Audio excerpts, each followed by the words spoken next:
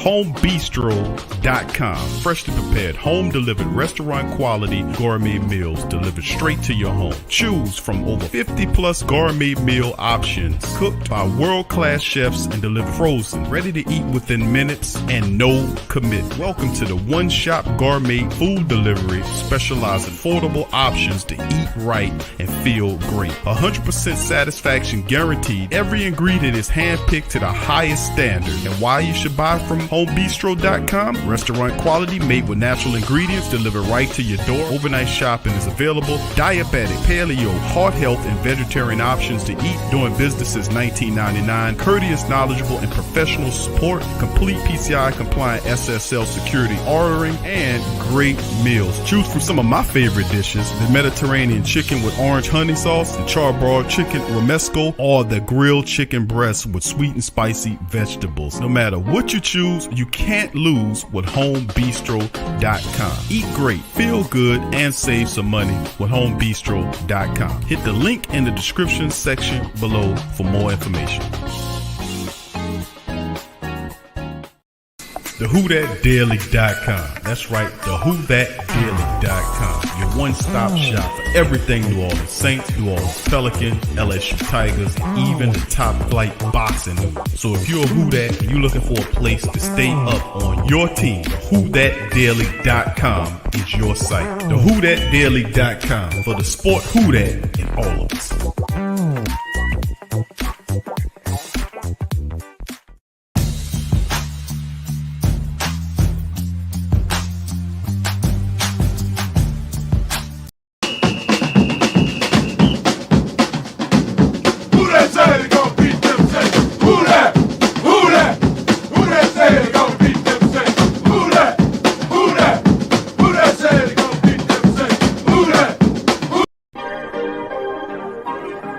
Yeah. Well, all right. Like you always say, welcome, welcome, welcome. Number one sports talking D. We ain't like the Falcons. We won't blow the lead. Look, all we talk is who that, who got cut and who back. Rookies in the vets, players you should look at. It's the sports coma, you don't wanna miss it. Got the pre-game, party, post-game statistics. Get a visit from Sway, maybe DC or 5. It's the hottest thing smoking, Big Q and the guys. Go to YouTube Live, make sure you subscribe. Interviews inside the Saints locker room high. Talk to Drew, Jordan, Zach, Peyton, New Orleans, Who That Nation. Best believe when I say we bleed gold and black. Ain't a miracle or rivalry could ever hold us back. No, Beastquake, Bounty Gate, let the truth be told. It's the sports coma, all we know is say Super Bowl. Yeah. You're listening to the Sports Coma with Big Q and the guys on the PRO Media Network. Who that to the black and gold family, man. We're in this thing. Saturday installment. TSC wide receiver Michael Thomas, man. Expected to miss start of the 2021 season, part 2. And big ups to the fam as we come into this one on this special Saturday stream. Much love to the great Saint Tank. I appreciate you guys for chiming in on this installment of the show. Kind of a part 2 from last night when we weren't able to get everybody up in the show. But I appreciate you guys being patient with me. It was supposed to start at 3. I had to push it back. Of course, I was doing a little cooking on Saturday. That's usually my thing. So big ups to the rest of the fam. I appreciate y'all being on the live stream on this one. Big ups to the fam, brother Robert Clark, who that to you? Brian Pearson, who that to you? Jerry Paul Jr., who that to you? Rudy, what's happening, Rudy? Who that to you? My dog T Dirty. What's up, T Dirty? In the building, my dog T Dirty chilling. He also got T. I see you, T Dirty, my dog. I'm gonna bring you in right after I cover some news and notes, my brother. Appreciate you. All right, Torrey Shepard Senior, what's up, brother Torrey? Who that to you as well? Gabriel Thomas, who that to you? Be kind, who that to you? And the rest of the family members, appreciate y'all, man, being up in this thing. Hemisphere's in the building, who that to you? All right, Hemisphere says breaking news. Who that's Aaron Rodgers set to retire next week per Packers podcast. How about that? How about that indeed? G Reed 504, who that to you, fam? Appreciate you being in the chat as well. Kai the Great 84. What's up, brother Kai? Who that to you? Appreciate you. Uncle Paulie is in the building as well. Much love to you. Appreciate you, Uncle Paulie, the great Saint Think Tank historian himself, is in the building. Brother Rowe, William Dickerson is in the building. Who that to you, fam? you know it. Throw it out in the kitchen. All right, big ups to the fam, man. Elite is in the building. What's up, Elite? Big ups, fam. Appreciate you being in the building. I'm gonna let you know, fam. I'm gonna try to change it up again a little bit as well for the Sports Coma Fantasy League. We're gonna, third consecutive. Where it was the third annual Sports Coma Fantasy League, man. We're gonna kind of switch it up this time around, but I'm gonna let you guys know it's coming soon. All right, JT, who that to you? Much love, brother JT. Byron is in, brother Byron's in the building. Who that to you? What's up, John? Who that to you, my friend? Appreciate you. The Collinator himself is in the building. What's up, Collinator? Much love to you, my friend. Appreciate you. Chiming in as well. What's up, Pastor Smell Goods in the building? What's up, Pastor? How you doing, my friend? Who that to you? Slim South, what's happening, fam? Who that to you as well? What's up, Big Sean? My dog, Big Sean in the building as well. Much love to you and Yearns, my friend. All right, Jared, brother Jared Slacks in the building as well. And Gundam's in the building as well. Trey Joseph's in the building. D Jones is in the building. Who else we got chilling? Kevin McKnight. Who that to the entire family members, man? I appreciate y'all, man. Much love to everybody, man. Big ups to the fam. If you didn't hear your name, give me a who dat, fam, and I'll give you a who dat back, baby. So much love to the family members. And what we covering in this side of things, man, is this article. Portions of this article, man, we're talking about Mike Thomas and getting reaction from the family members. This one's coming from the PFF camp, and they're saying Michael Thomas, Saints may still be on the collision course. Now they're cooking up and saying that the Saints are upset or could be peeved at Mike Thomas that he took, some time to do this surgery. Now, of course, remember in the Great Saint Collective, that's why we do shows, and I show these articles to kind of classify because these articles mysteriously disappear up off the web after a certain period of time, where you can't go back too far or even as far as a year ago to research certain things. That's why I kind of categorize them on this show. I bring that up because what's interesting of like, we did a show on this some time ago, and I do so many shows. I mean, we, 5 or 6 shows a week. And of course, not to mention the stuff from the other platforms, which roughly puts us between 40 to 50 episodes per month. And that's across several different platforms, from the Pelican Post Game Report, Ring Kings, Boxing, Tough Tiger Talk, all Sports Coma, Screenplay, all this stuff. So it's 50 plus episodes a month that goes out into the ethers. And I was going back. I said, man, we covered this story some time ago about Michael Thomas. Right after the season ended, family, go back into your Saint Collective mainframes and draw upon this. We covered this right after the end of the Saints' failure to beat the Tampa Bay Buccaneers. Remember, right after that, Mike Thomas decided the next week to have surgery. Remember that? And it was reported that he was having surgery on that ankle. And of course, after that, everything turned out to be well. Now it's being spun like there was no surgery and that the doctor told him to wait upon it, which that never was reported upon until now. So, you take that as what you take that with a grain of salt, or you take that however you're going to take it. But it was reported on, even Coach Payton said he's so far so good after this. After the surgery, we played that. Even Deontay Harris said that he looked good, but all the kind of something. Here we go with this. So we're going to go over that, and then I'm going to turn it and tear it loose to the Great Saint Think Tank, and we'll go up to right around 8 o'clock, 8-ish. I won't go beyond 8:15, 8:30, but we'll do it. So I won't kind of get into this article right here and get it done. So big ups to the rest of the fam. I appreciate y'all being here. King Logic, what's up, fam? Much love to him. Says, we in the city celebrating father-in-law life. Who that family, loving life, Sports Coma, the Great Saint Think Tank, King Logic, who that to you, fam? Appreciate you being here as well. All right, and the rest of the family members. What's up, Tasha? Who that to you, my dog, Big Sean in the building, and Simply Tasha. Much love to the fam. Big ups to you. All right, and who else we got here? I thought I seen Kate. What's up, K Dot? K Dot Savage Gaming in the building as well. Big ups to you, fam.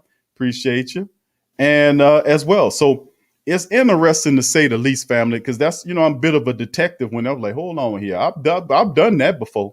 We covered that before. Who that? What's up, that one dude though? Who that to you, fam? Appreciate you being here as well. And we cover that. Please hit upon the like button, family, if you're just jumping in the stream.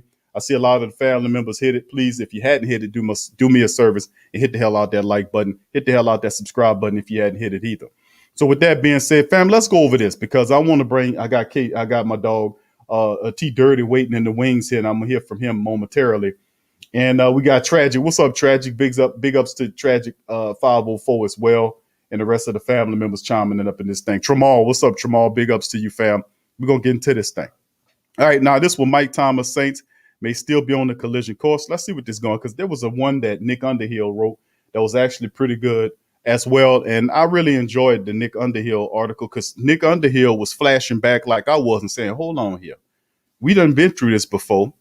You know, this is like it's something like a deja vu, so to speak. You know what I'm saying? We know he had the surgery, but it's being spun like he didn't have surgery, that the surgery wasn't bad or what have you. Now he needs to have surgery. Or now they're saying, oh, he didn't have the surgery, that he was just trying to see if it was healing correctly. Now he's going to have the surgery. But anyway, they're saying that the team is peeved at him and they being some of the people on the inside. You guys take this how you think it's supposed to go. I'm going to hear from the great Saint Think Tank because you guys are some of the smartest in the business. What's up, True Hurts? Who that to you? Yes, we are live, fam. This is a live. This is a special Saturday stream. I don't do too many of these, but during the off season, but during the I guess when the season starts, I do them from time to time. So Michael Saints may still be on the collision course. Let's get into it. Last year, evidence of real friction emerged between Saints superstar Michael Thomas. The fact that Thomas reportedly will miss the start of the season due to an ankle surgery dating back to the injury he suffered in week 1 of 2020 season could make things worse. It definitely won't make things better. On the surface, an obvious question arises: why would Thomas wait until June to get surgery with a 4-month recovery rehab period? A clear answer hasn't emerged, but Nick Underhill of football.com has pieced together some facts that could make the Saints less than thrilled about the manner in which Thomas handled the situation. So he's kind of stealing from Nick's article from NewOrleansFootball.com of what he's saying. And pretty much what Nick was saying was that Thomas saw a specialist, after the 2020 season ended. The specialist believed that Thomas possibly could rehab the injury and avoid the surgery. Thomas, according to the report, was supposed to spend a month or so attempting to heal the ankle, then return to the specialist to see whether the surgery would be needed. Underhill reports that the return visit never happened. Okay, there you go. Underhill adds that the events of the next few months are unclear. When Thomas returned to the Saints in June for his offseason workouts, it's unclear why he wasn't there earlier. Saints realized his ankle was still in bad shape. Coach Payton said in June of Thomas' ankle injury, so far so good. The team then told Thomas to get the surgery performed, and now he needs 6 to 8 weeks after surgery to heal the ligament and 6 to 8 weeks thereafter to get the repaired ankle into full football shape. If Underhill's report is accurate, and I'm not doubting, I'm just saying what I'm supposed to say next, there's a very good chance the Saints are pissed at him for delaying the process. If he'd returned to the specialist and gotten the surgery by March, he'd probably be ready to go from the start of training camp. Indeed, surgery was deemed likely in the aftermath of team's playoff loss to Tampa Bay in January. To the extent the Saints aren't happy with Thomas, that emotion isn't new. Last October, Jeff Duncan of The Athletic wrote at length about the concerns the team had with Thomas. Then there's the fact that they're saying they reported in late October, Thomas Camp was trying to get another team to make the Saints a trade offer for Thomas. I don't know about that. No offers were ever made. That part shows that any hard feelings, or at least at the time, were mutual. Now, with the team potentially stewing over Thomas dragging his feet regarding his ankle, and Thomas possibly taking his time as not so subtle middle finger to the team. That's not what's going on. I don't think that's what it is. A trade before the 2021 deadline wouldn't change his $8.9 million bonus proration for the current year and will result in the team taking a $22.7 million cap charge in 2022. Although Saints GM Mickey Loomis has shown that he knows how to work salary cap magic, the team surely would prefer avoiding that kind of dead money load next year. That's why it won't happen. That said, they would offset the cap hit by avoiding the $15.6 million in compensation for Thomas in 2022. However, it plays out, the team leaves suggests that the milk quite possibly remains spoiled between player and team. If the Saints can get off to a good start without him, the Saints could decide the time has come to listen to offers. If, of course, they get in. And first of all, I don't really get down with this. I'm merely simply covering this for the fact that, we understand, that there was a beef, and the beef was originally between Michael Thomas and Chauncey Gardner-Johnson. Remember when they got into the scrum and they got the slant guard, all that kind of stuff that was kind of thrown out there. So I don't really, I'm not going to say that it is as bad as this guy is making it out so he can get some clicks up in there. That's what I think that is. Or it's spoiled, is that terrible? No, we listen, fam. Listen, fam. We cover the team. We cover the team from top to bottom. It's intriguing that Mike Thomas didn't get the surgery, but he decided not to get it. I don't know for whatever reason and what he was doing, but he decided not to get it. But at the end result, it's a mistake made. Now, Mike Thomas is the team's best wide receiver. I don't think Mike Thomas is on the trade block. I think the Saints and Mike Thomas are fine. It was just a bad decision by Mike Thomas. Now, what does he do? Now that situation has come to a head, he takes the 6 to 8 weeks or whatever it is to rehab himself. That's the news. Now, on the other side of this thing, you also have to look at the fact that how would the Saints perform without Mike Thomas? Well, you say Q, Mike got hurt in week 1 against Tampa Bay. We went on to beat the Buccaneers. We went on to win 4 straight in the NFC South. Went on to the playoffs and to the second round where we lost to Tampa in the Dome. But we did a lot of that without Mike. Mike was in there. He was out of there. But the majority of the time Mike was out. We also had Emmanuel Sanders, which is why the Saints right now are looking at people to come in, and they're actually looking at people. One report has the fact that couple of players that Saints could be looking at, and we were covering it yesterday, was Dede Westbrook of the Jacksonville Jaguars, which is another guy the Saints could look at eventually bringing here. Now, the Green Bay Packers are working him out, and also Tommy Lee Lewis, according to reports that we have out there. Now, what about other free agents to take Mike's place until the interim? Well, let's take a look at that, fam. Let's take a look at that indeed and see if we can find someone. I did this yesterday, but it's okay to do it today just for the family members who hadn't seen the yesterday's show. Free agent market. Here we go. At wide receiver leaves a lot to be desired. And this is the truth. Now, let's take a look at this thing here, man. And this sucker. I don't know why I keep jumping like that. All right. What's going on here? All right. We all know about that. Free agent market at wide receiver leaves a lot to be desired. And the New Orleans Saints are planning to host free agent wide receivers for trials in the days before training camp. But it's tough to find many appealing options still available this late in summer. But Michael Thomas's June surgery gives them few other options. Let's be real about this. Players still looking for work in July are either past their prime veterans or disappointing draft picks who have already washed out with a team or two. The Saints won't find anyone who can replace Thomas, but maybe they can find someone to help strengthen the unit as a whole. So the young players like Marquez Callaway or Deontay Harris aren't asked to do too much. Traquan Smith on top of the depth chart. Here are 7 names to watch. Now, of course, you got Elshon Jeffrey here, which I'm against. Danny Amendola, I don't like that one. You got Golden Tate, which I do, but the cost, he's asking for too much money. So I don't think I want to go in Golden Tate's direction because he won't starter money, even though I really like Golden Tate. I think he'll fit the Saints scheme really well, man. He would be a really good addition. Oh, Dez Bryant, absolutely not. I think Dez is past his prime on this one. Dede Westbrook is intriguing, has speed, can run routes. He's a little bit undersized, 180, 6'1", but he can really fly. So he would be intriguing. So I think probably he's the best of the bunch that's available in free agency right now, Dede Westbrook. And it makes an intriguing option because when Mike finally makes it back, or you might not have to rush Mike back after that 6 to 8 week time frame. Every now and again, you like to see how these guys do, but he's been dealing with that for a while. So you might have to extend that time frame out just a little bit just to see. You got Fitzgerald, which is intriguing. I actually like this move, the Larry Fitzgerald, to come in, to have a guy of his caliber, high football IQ. I don't think he'll play for a lot of money, but could you imagine the Saints having Fitzgerald there for at least the 6 to 8 weeks within the Saints offense? Fitzgerald, could you imagine? Even though he's on the back end of his career, he's very much still a person that can help you out in great detail. So Dede Westbrook and Larry Fitzgerald are intriguing options as well. You got Devon Austin there, the speedster, and that's pretty much some of the guys. So what do you guys think? What do you guys think about some of the free agents? Of course, I guess trade could be an option. Trade could be an option as well. But we'll just have to see how that all turns and shakes on the back end of the thing, man. I mean, the reality at the end of the day, family, is that, we gonna figure this out. That's the bad news. The good news is it happened within a time frame where we could prepare for it. And I think that's a positive. The same thing with the David Onyemata 6-game suspension. Mike Thomas coming out 6 to 8 weeks. You're missing him. You got an impending suspension for Marshawn Lattimore. So all this is coming down the hill, down the hill, down the hill. That's the things. Remember, every offseason, the Saints deal with something like this, where we have some bumps and bruises that we coming through the offseason with. But the good news is that your team is very well stopped. They're a very good team loaded with depth, and we'll find the necessary personnel to help us get through the temporary period.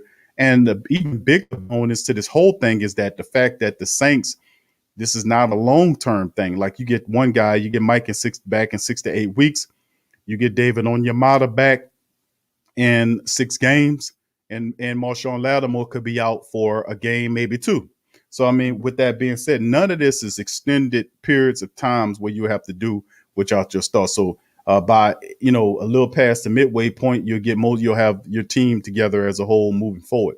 And plus, I think this is a bonus, too, for some of our young guys to step up and see what they can do. You know what I'm saying? This is a supreme opportunity for guys like underneath David Onyemata, Malcolm Rhodes, Shai Tuttle, Ryan Glasgow, Lorenzo Neal Jr., Tanu Passenger, and the rest of these guys, Granderson and all of them, to step up and have a part in this thing. Also, as far as the cornerbacks are concerned, if Lattimore misses time, you keep Washington, Pell, Grant Hill, and the rest of these guys, Bryce Thompson, these guys can step up and make a name for themselves about right. And of course, you're dealing with other guys as well, like when we're dealing with the Michael Thomas situation, Callaway Harris, LaJordan Humphrey. Some of these guys can step up and show what they can do. So even though we'll bring veterans in, we still have 5 slots to fill to fulfill the 90-man roster requirement, or not requirement, but the thought process heading into training camp coming up soon on the 27th. So with that being said, man, I appreciate all the family members chiming in on this sucker. Please hit the like button. Big ups to Hayabusa 14. Joe Black, what's happening, fam? Appreciate you being in the building as well. Much love to you and Yearns and the rest of the family members. Adrian, big ups to you, baby. AXZ Ruthless OG Trey, what's up, fam? Much love to you as well. Appreciate all the great Saint Think Tank family members for joining me on this special Saturday stream, and because I want to hear from you guys. So before I open the chat, I got my dog T Dirty in there. I see the Cajun Capone, Coach Rudy sitting there. So with that being said, what's up, Alyssa? Big ups to Alyssa says, I think Joseph Bronson is the answer at defense. Okay, thank you, Alyssa. Appreciate that. Yeah, a lot of people, we talk about Bronson. A lot of people think about Lorenzo Neal Jr. as well. But Bronson's intriguing. How about Jalen Dalton? That's another guy to talk about. Jalen Dalton's another guy that can also help out as well. Thank you, Alyssa. And big ups to Tasha. Thank you, Tasha, for your super chat. She says, Q, inquiring minds, me would like to know what you cook. I mean, I just cook some white beans and and through some sausage and what I'm saying, some turkey sausage and some other, you know how I get down, something for the fam.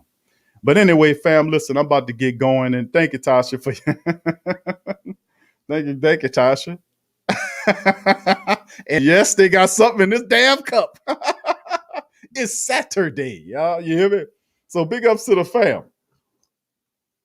All right, fam. Let's get on in here. Much love. Thank you once again, Tasha, for your chat. And big ups to the fam, man, and the rest of the people in here. Let's bring in my dog T Dirty here.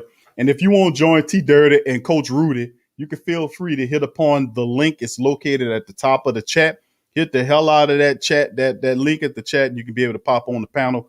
We'll be doing this up until maybe, I want to say about 8:30 or so, fam. So maybe before then. So you can feel free to hit the hell out that link, and we'll get on here. So we're going to bring in T Dirty in the stream and also Coach Rudy. T Dirty, what's up, baby? How you doing? What up, big dog? What up, big dog? What up, Rudy? That's Cajun Capone to you, punk. Hey, Q. Rudy over there looking like J.D. Walker, the boss talker, the water walker. J.D. Walker. He got the whole swagger down, man. He got the verbiage down. That's how the prohibition gangsters used to talk to each other back in the day. My favorite black exploitation movie is JD's Revenge, and Rudy's dressed like JD Walker, man. So oh my goodness, Rudy. But Big Q.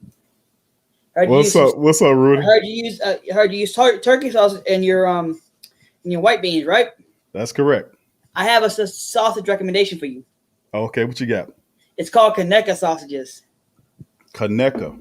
It's hear me on this now. It's from Alabama, but it's the only thing I ever accept from Alabama. Okay. It's that good of a sausage. They got different flavors. They got hickory, they got black pepper, all kinds. But the original one is where you want to start. All right.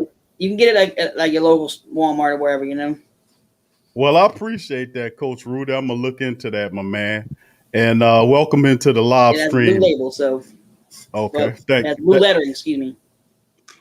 All right, thank you, Coach Rudy. We're gonna start off with T Dirty. I'm gonna hear Coach Rudy after the fact. T Dirty, welcome on in, my brother. What's on your mind, T Dirty? What you want to talk about with this Mike Thomas thing, my brother? First of all, I feel like I listened to it last night. I was at work last night. I gotta go to work tonight, but that's why you saw me Q. I gotta wash my clothes. I'm cooking right now, getting my lunch ready for the night. But I listened to the show last night, and I'm like Paul, man. Every year the Saints start off on the wrong foot. Like every damn year, we start off with something stupid that's gonna set us back a few games. And I don't understand. Like these dudes know what's at stake and how long we've been doing this shit and trying to get to what we're trying to get. And every damn year it's the same old thing. So I'm not. Don't get me wrong. I'm not upset about the Mike Thomas thing because understand we did the same shit without Mike Thomas last year, so it's nothing. It's just deja vu to me. But I'm just tired of Saints players starting off on the wrong damn foot every year. On your motto 6 game, Lattimore no telling what that's gonna do. It's gonna probably be something crazy because Goodell don't like us, and then with Michael Thomas thing, like it's like what's next? I'm waiting on the other shoe to fall at this point. Like what's next?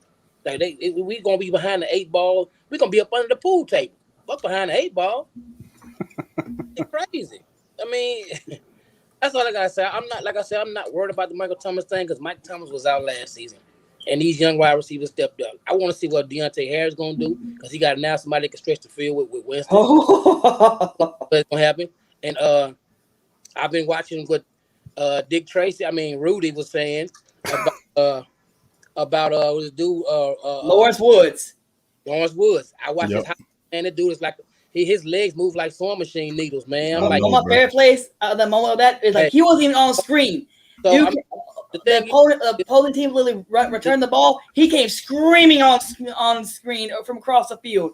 Look, and then he made the tackle. The thing is with Michael Thomas being out again, it's just giving these young wide receivers another chance to step up and say, this is what you can show me what you can do. Because you gotta understand, Michael Thomas, the big dog is out the way. When the cat's away, the mice will play. Right. When the big dog's out the way, you better play. Because when Mike Thomas come back, game's over. You better try to say, okay. When the alpha's down, the pack will growl. Yeah, you gotta understand. That's why I'm not tripping on that. It's just I'm only tripping on the players as a whole. Like, what the hell y'all doing? You starting us out behind the 8 ball. Like, come on, dude. Let's set this season all right. We in the post Breeze era. Like, y'all can't be starting off with substance this, gun charge this, and this and this. Goodell probably got the Saints pictures on his desk. It's like, what can I do to these fools next? Like, come on, man. We got to start off on the right foot. That's the only thing that pisses me off. I'm not concerned about that. I'm not concerned about the offense too much. It's just they're concerned about the defense because I do not trust PJ. I do not trust Ski Mask, Bank Robbing, Pat Rob. I don't trust Ken Crawfish Crawley at all. I don't trust them, dude. We need some Crown Royal gets drunk up quick in this motherfucker on Sundays. And I'm just saying, dude, I need some reassurance that these dudes. Okay. Let me calm down before I get PJ. I don't know how this dude how he keep making the team, dude. How every fucking year he get a 1-year deal. Secure tackling and a position change. This dude couldn't cover his eyes if he was playing peekaboo. What the hell? God damn, Q. Like I said, I'm not concerned about the Mike Thomas thing. I'm not concerned. It's just the defense that really concerns me. We kind of thin on defense, man. And when you know how we start off real slow, this is a passing league. I would have used about the 5-minute one. Hey, it's a passing league now. We start off real slow, and I don't want to start behind the 8 ball because Jameis talk a good talk, but I want to see can he walk that walk now. You know what I'm saying? I want to see can he walk that walk. So let's just say I'm not saying I'm not wishing nothing bad, but let's just say he start giving the ball away what if the defense is not up to par? And then I mean, I'm gonna ride my squad, who there for life, no matter what. It is what it is. But come on, don't make me go through too much Crown Raw. Just what I mean. Yeah, T Dirty, I got you, man. I agree. It's a frustrating thing. But come on, Rudy. Whenever you say like we start on the wrong foot, I'm like, dude, so long as Goodell's in office and the head of the NFL, we're always gonna be starting on the wrong foot. Rudy, we're not surprised if he did this to kind of set us up, But have you noticed, Rudy? Have you noticed every year I keep my phone on Saints notifications? I get not just every year since he became the commissioner of NFL in like 11 and 12. If not something notifying me that Q them on or TJ them on or somebody, I'm getting a ping. Oh, this guy suspended. This guy suspended. Like, I'm like, what are y'all doing, bro? We already behind the 8 ball. You about to just move the whole. You might as well just move the whole pool table out the room. You know what I'm saying? Like, what the fuck are y'all doing? And it, I'm like, Paul, I'm kind of pissed, but I'm not. It's like, what are we doing? We already know how they feel about us, so we got to go out there, make sure your I's are dotted and your T's are crossed, man, because they gonna gun at us every season. We just gotta make sure we straight. I mean, come on, Marshawn Lattimore, watch who you rolling with, dude. You got cake now. You can't roll with cats. Come on, dude. I understand it was a simple little gun thing, but come on, dude. And then they talking about we want to get Xavier Howard. If you sign Xavier Howard before you get Marshawn Lattimore his money, that man not gonna go play to his 100%. He gonna be like, you know what? That's like playing him.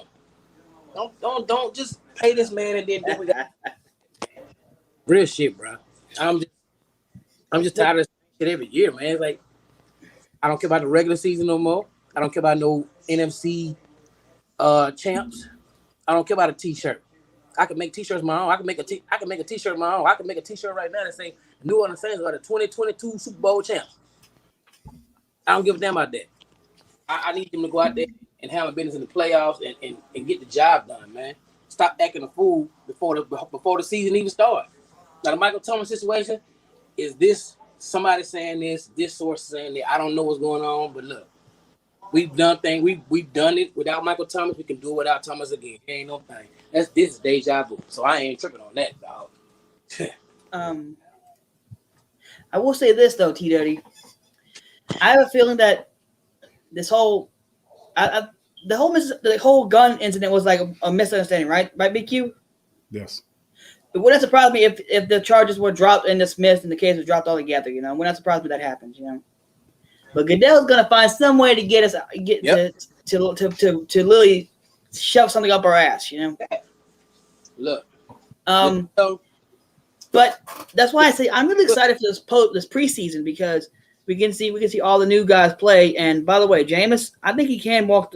He talking. I believe he can walk the walk. I mean, he has been building up a good relationship with the wide receivers in Michael Thomas's absence. Especially with Traquan Smith now. But I would love to see what would happen since we also got McCluskey too. Check out his highlights when you get a chance. What's his first name? Jalen McCluskey. I wanted to assume it wasn't. I want to say it, but I want to assume. Yeah, it's Jalen. It's Jalen McCluskey. Jalen McCluskey from Tulane. Right. Having him, freaking Deontay Harris, and Lawrence Wooden on the offense.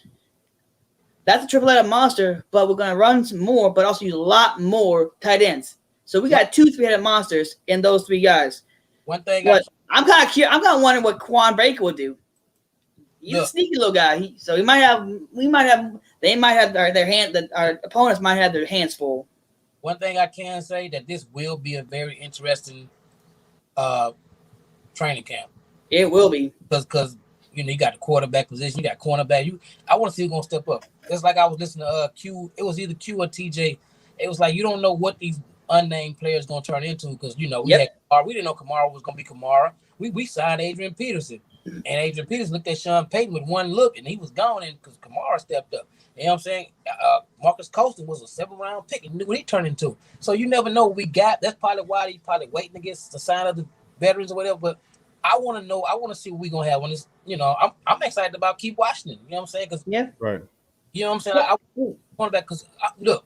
I want to see PJ Williams get his walking papers and they stay permanent. Ain't no revolving doors. Ain't no Ken Carter. You gotta go. You don't come back. No more, no more, no more. That's a wrap. You take your ass on. You look, get your hat, your coat, you can leave. You get one shrimp and you can go. That's out. I have a feeling Adebo will start, and Adebo will definitely start in Lattimore's absence, and he'll probably have I want to say he might have on the outside, probably Keith Washington, as help, and that's not a bad pair, But I will say this though, I'm kind of interested to see what Ty Montgomery will do this year because he might be one of those few people that actually step up as a wide receiver. Because let's not forget, before he became a running back, he was a wide receiver. Yeah. So that's going to translate really well. Yeah. And another thing, I'm kind of leery on Saints signing players that's been in the game, and then they come to us. It's like the juice gone. Like when we had Jarvis Bird, he was balling in goddamn the Buffalo, and then he came to us, and I don't know what the hell happened. Paul Kruger, he was balling when he was in C.J. Spiller, Baltimore. Yeah, C.J. He's balling. Paul Kruger was balling in Baltimore in the Cleveland. Came to us and sucked. What's his name? Larry Nidus.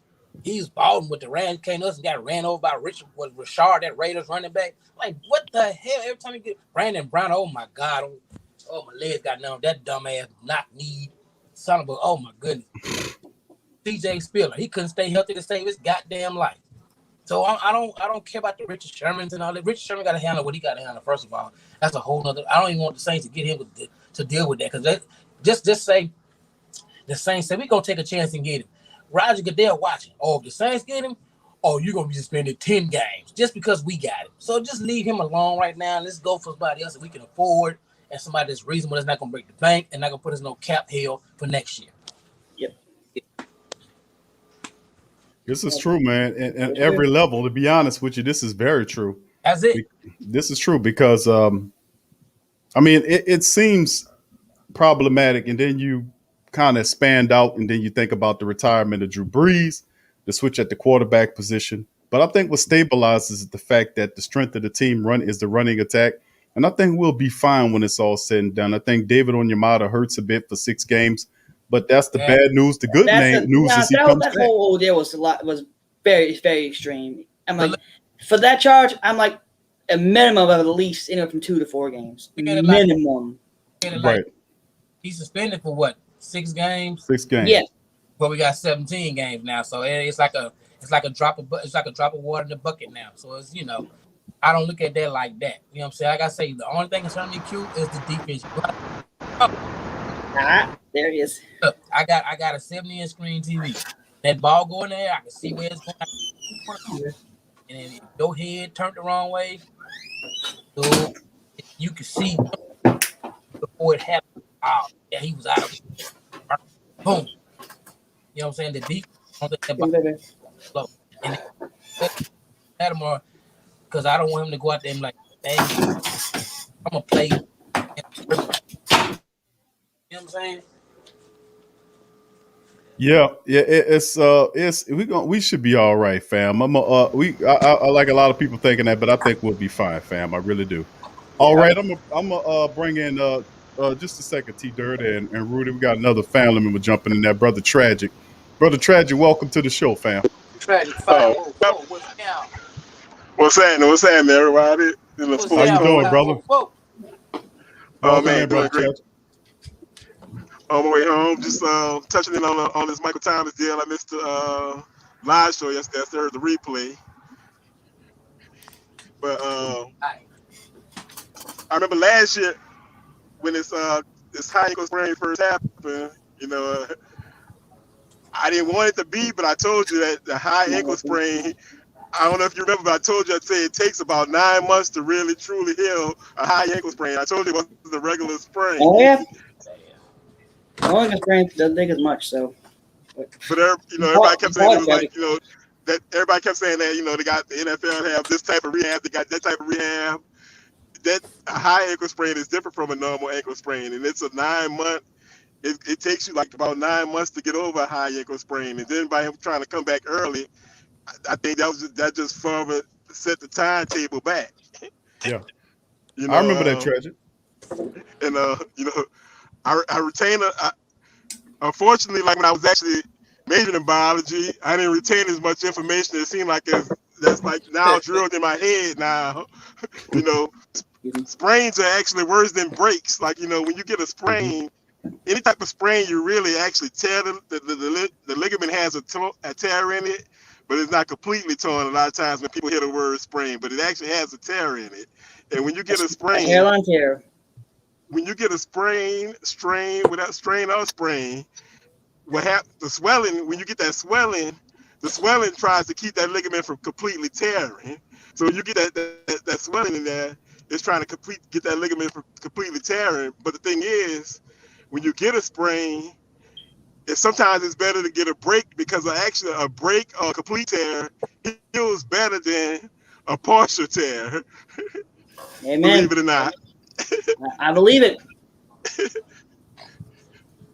So, Don't reminisce so because I believe it. yeah.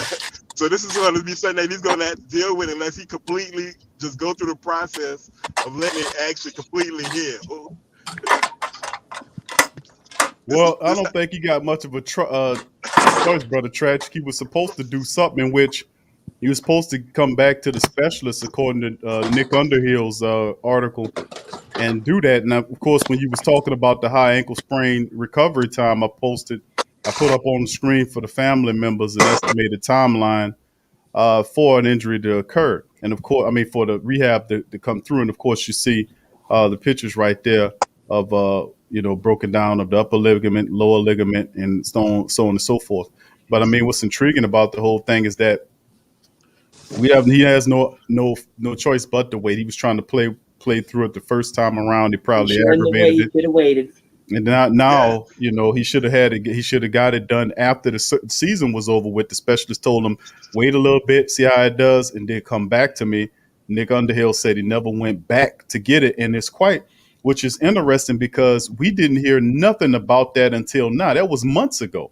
And I Yep. was like, well, why wouldn't we have heard nothing about that? We was up to date with every part of Yep. the process up until, he comes in and all of a sudden he got to go have, well, hold on here. He had Yep. the surgery. But Sean Payton said, "Yeah, it looks Then he good." said he looks All right. good. So what the Yep. hell happened? Then Nick Underhill said that the ankle was in bad shape when he got there. So how is he looking good and everything's all good and he's this, that, and the third, well, but the I can ankle see looked like bad? when He might have re-aggravated it or I don't know, but it's kind of strange. Go ahead, Yes. Tragic. yeah, I'm almost Somebody certain he lying. re-aggravated when he came back. Like I said, with ligaments, you got to keep those things like not moving. Ligaments most ligaments got to grow back. You got some of them that you can have the surgery like the ACL, but most ligaments, they got to grow back, and you can't be bending and flexing and all that stuff that you're doing, like talking about it. Mhm. Well, Tragic, So, that looks like the case, my brother. But go ahead, my friend. so like I said, it's like one of those things that you can't really tough it out like trying to be tough and be tough for the team and like I said, the team telling you in the beginning it's gonna be a 4 to 6 injury. Like I said, when it first happened, I knew no way he was coming back in 4 to 6 injuries, and it was to me it was even impractical on the team to even push that type of timeline. I know he was trying to get back for Drew Brees, but that could really could be something that could be like career altering, like trying to speed up that timeline on a high ankle sprain. Yeah, the NFL, unfortunately, the ugly side of the NFL is all about production. So players play with broken bones at times. Players play, well, like remember we was talking about Tyrod Taylor with the Chargers last year, and Tyrod Taylor sitting up there with whole broken ribs, got injured when the guy stuck the syringe with the painkiller into his rib, went too far and punctured his lung, according to the report, had to go to the hospital. But what the hell was he doing trying to play with broken ribs? Though that was my point. You going out there with fractured ribs? What the hell wrong with you? But Man, that's the culture. That's the culture of the NFL. They want them guys to play. That's why it's pushed. Like, okay, if you got broken bones and this, that, and the third, get your ass out there. Unless you can't walk on it, you good to go. in That's my the culture of it. Go ahead, T. Dirty. got 2 broken ribs. I done shitting on myself. That shit, I'm hurting. I'm hurting. What's up, Lord? Yeah, that's the tough thing, man. But them guys, like, remember with Tony Romo, man? When Tony Romo had all that stuff wrong with his back, man, and he was still out there throwing the football. How the hell he was able to do that? They got that industrial strength painkillers, what I'm saying. That industrial strength Tylenol. That stuff out there. Most of that stuff will put you on the back. Percocet. Oh man, they got that heavy industrial stuff going on over there. Let me tell you. And it's probably from California, right next to the California weed. So go ahead, T. Well, we all know our prohibition gangster Rudy knows, because we know the prohibition gangsters knew all about that. That's JD. That's JD. Moonshine. That's JD Walker. What was the guy from Harlem Nights? We put on the show the other night. The gangster from Harlem Nights. What was his name? What was his name? Come on, T. Dirty. Y'all, Tragic, what was the gangster name from Harlem Nights? I don't remember, but JD's Revenge is actually one of my favorite movies. Phil Cantone. Wasn't it Phil Cantone? Cantone. Oh. Hey. Yeah. Go ahead, show it, Big Q. I know you want to. Go ahead, show it. Wasn't it Phil Cantone? I want to say it was Phil Cantone. I believe it was. No, it wasn't. Phil Cantone was the corrupt deputy who worked for the boss. It wasn't Phil Cantone. Who was the name of the guy? Who was the name of the gangster from Harlem Nights? Y'all put in the chat. It wasn't Phil Cantone. Phil Cantone was the detective they sent to talk to Eddie Murphy. You talking about the mob boss? You talking about name? The mob boss is who I'm talking about. Cantone worked for the mob boss. Yeah. Look, Mr. Calhoun. That's it. But it was Bugsy Calhoun. Was that what it was? Mr. Calhoun. We know. Yeah, that's it. Mr. Calhoun. That's Rudy right there. Hey, the way Rudy got that hat. Bugsy Calhoun. Hey, Big Q. You mean this guy? Hold on, Rudy. Put him up there. Your daddy's conk. It wasn't Cantone. It was Bugsy Calhoun. That's who it was. JD. There you go. Mr. Calhoun. That's it, right? You the boss. You the boss. Bugsy Calhoun. There you go, Slip. Man, funny T. Dirty brought up the JD's Revenge. That was actually one of my little favorite movies when I was young. I used to watch that JD's Revenge on BET. And part of it was filmed in New Orleans. Yeah. The Walker, the water walker. JD Walker. I did not sleep in my suit last night. I hung it up. Oh, man. All right, but yeah, this is intriguing though. But yeah, that's very interesting. Now, what you were saying there, Tragic, about the injury. Now, 6 to 8 week time frame. I think it's going to be a little bit more than that, my friend. To be honest, at least a minimum of 10. He aggravated it, bro. Yeah. I mean, he been walking around on. He didn't do the proper rehabbing on the stuff. I don't know what Mike Thomas was thinking, bro, because this was an afterthought as far as I'm concerned. Because after it all occurred, I was looking at him like, man, how are we back at this same point again? I thought he had the surgery unless they botched it. You know what, Q? At some point, I'm like, it is what it is. These players got to be responsible for what they do because they know what's at risk. They know what's at stake. I'm not going to sit over here and trip. If you ain't tripping on your own goddamn ankle, I ain't tripping on your goddamn ankle. So it is what it is. However the season play out, it's going to play out how it play out. At the end of the season, at the end of the day, I'm still going to say who there for life, like Jerry Porter say, tell them go Florida Lee, except for Florida Lee, whatever. I'm still going to be a Saints fan, dog. So it don't matter what. These players, if you don't take responsibility for what you do in your body and this and that, because you know what's coming up, hey, I ain't going to trip either. I'm not going to stress out every year over this goddamn team, and they ain't taking responsibility.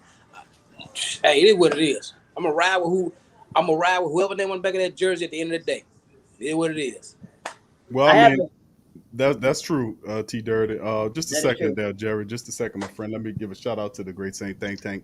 Big ups to the Who That Nation, fam. I'm gonna get about it because I got to go to work tonight. So I'm hot. Have a good night, dude. Shout out to you, Rudy, aka JD Walker, aka JD Walker. KG Capone. Yeah. Hey, I'll shout out to all y'all, man. I'm about to shake the spot, about to shake like a Caesar patient. I gotta go to work tonight, man. All right, T. Jerry. Hey, you too tragic 504. I'm out, my boy. All right, All T right, Dirty. cuz. Much All love, right, T Dirty. Peace out, bro. Be safe out there, cuz. thank- Peace. All right, that's T Dirty, man. We're gonna bring in the OGs in the building. Brother Jerry's in the building, man. So we're gonna bring him into it. Big shout out to the family members. Hey, what's up, Big Q? How you doing, brother Jay? Banger Man Jay, Lori, All Sergeant right, Q, I'm trying to KK, get T Dirty to Carlton. stay on for a minute. Oh yeah, we'll be here. I'm be here, fam. Yeah, T Dirty had to go Brown to work. Suede Yeah, in the he jumped house. off. Go ahead, Jerry. I'll try to. Hey, T Dirty, don't leave yet, bro. I was just coming in. Speaking of which, Jerry, you came in at the perfect time last night on the Pelicans post-game report. When I was making my review, when I was making my reveal again, you literally came at the perfect time. I went back to check, see what time you came in, and from that to my reveal, you came in perfectly. Oh yeah, Yeah, we had some I fun. came in. We always do. Yeah, we had some fun. But Yeah, well, I already know y'all having fun because you're still rocking that suit, bro, and he's still rocking that fedora. I do have a black one if you want to see it. Okay. What's going on, Big Q? I'm good, brother Jay. How you feeling today on this Saturday, brother? Woo! It was a busy. There you go. Now you're matching perfectly now, Cajun Capone.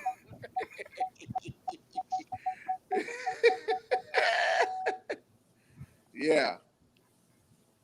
Carlton, what are the emojis at, Carlton? What you doing? He put that raised hand up emoji. Carlton's supposed to be. Where the emojis at, Carlton? What's going on, bro? But yeah, man. But brother Jared, what T Dirty was talking about, not getting overstressed about everything. I don't think we need to get overstressed. I'm with T Dirty on that. I think we'll be fine. I mean, most teams deal with stuff like this, whether it's injuries, concerns, or something happened off field. Some teams dealing. We got Lattimore's impending suspension. We got Onyemata out for 6 games with a suspension. We got Michael Thomas out for 6 to 8 weeks. I think we got, to a degree, we got used to being with Mike last year, so we kind of got a advanced course in it, so to speak. But we did have Emmanuel Sanders to fall back on as a veteran receiver who led the team in catches. But this year alone, I see the Saints definitely going back at the free agency, picking up a veteran to come in and kind of help out until Mike gets back. But this is problematic. I don't think a 6 to 8 week time frame would be sufficient for Mike Thomas. I think he might It's need going to be at least more. most of the season. So if that's at the case, bare I'm minimum fine with 10, that. you know. If that's the case, Yeah. I'm fine with that, man. We'll be, because I want him back healthy, man. Same. It's like what happened when Drew Brees tried to rush back. You know? Gotcha. Yeah. But then again, hey, Big Q. Yes, sir. Go ahead, Rick. I once heard a wise man say this, and this is the answer to why Michael Thomas and all these players do what they do and how they stay accountable. You can't fix stupid.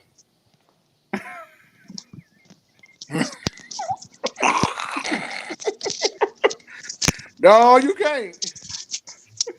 You might mitigate it, but you can't fix it. No, yeah, it's not. I agree with that. But big ups to the fam, man.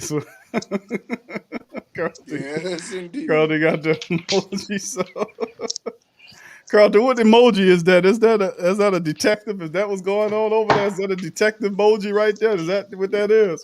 It looks like it's just a cool guy thing. So like, Okay, I got you. Okay. All right. So with that being said, family, like I said, I thank everybody Hey, for Big joining. Q, If you want to pop in the chat, please feel free to hit the pin. Go ahead, brother Jerry. Now, I'm just gonna say, I want to set the record straight from Friday night, from the Friday talk we talked about, and also shout out to everybody in the chat. To everybody in the chat, I just want to make one thing clear, okay? All right, now listen to me good. I'm a certified, bona fide New Orleans Saints fan. Just to clear it up, not a Steelers fan. I'm a true, authentic, 100% official Saints fan. I just want to get that in everybody's head when I say that. I just want to make sure, just because you saw those Pittsburgh Steelers glasses on last night. I was sitting on the couch, but I'm in a different seat this time. So just to be clear, I'm 100% authentic, realistic New Orleans Saints fan. Established August 1996. Will be 25 years in August. I became a Saints fan. August what? August of 1996. Brother Jerry, That's who when I told was you in you wasn't a middle Saints school. man? That's what I want to know. Who told This you you message is wasn't a brought Saints to you man? by Jerry Ford Jr. I Please fill approve out the this following message. forms and get back with us while we Coach Rudy. But the reason why, because that's the day you were born. No, 1984, bruh. I'm about to say. We got some young pups out in here. August 96. I thought you were born that day. I'm sorry. No, look. 1984 was the year I came in, but 1996, when I was 12 years old, that's when I became a Saints fan. I was a teenager. I was in middle school by that time. I was in sixth. I became a Saints fan late 90s, early 2000s during the Jim Hadley years. You know. Yeah, I became a Saints fan 86, 87. My dad's been a Saints fan since the day he was born. So. But time, bro. When's your birthday, Jerry? But on the real now. Who told you wasn't a Saints fan, brother dad, J? Someone said I think it was like Ben Benny or something like that. Who told you wasn't a Saints fan? No, somebody was in the chat talking about you trading on us. I say no. I never trade the Saints for anybody. Hate that. He was itchy. Just to set the record straight. I don't know who it was that said in the chat on Friday night, but just to be clear, no, I'm not trading in my Saints for any other team. I don't care who it is. I'm a New Orleans Saints fan. Like I'm gonna say it like Aaron Davis say on the Black and Gold Breakdown podcast. Over here, you will know that over here we bleed black and gold through our soul until we are dead and cold. I like it. I love it. I love it. So shout out. Big ups to Aaron too, man. Big ups to Aaron. Big ups to Aaron. Yeah, was shout out to Aaron. Was yesterday or was it like last Friday? They said that. All the Saints podcast. Shout out to everybody. Thank you, brother Jay. Let me sprinkle some game now with the Mike Thomas situation, fam. Let me introduce this one to the panel, and just to let the family members know if y'all won't join the girl team. You better say that though. All right, so with the let me introduce this to the panel, to the great Saint Think Tank and the Who Dat Nation. Who would be a good replacement for Mike while he's rehabbing? I think the timetable will be a little longer than 6 to 8 weeks, in my opinion. I'm gonna just be honest with you because he's been walking around on that thing for some time now. If he had gotten it taken care of right after the season, it would be pretty good. But now going into the season, what would be a good replacement, family, in your opinion? Now they got, in terms of free agents, of course, trading would be a little bit more complicated. But if there's a guy out there, who would you guys like, realistically speaking, who would fit the parameters, money, and the experience needed, not to replace Mike, because I don't think just to hold it down till he gets back, just to hold the fort down and to help be a leader in that system. I like Golden Tate.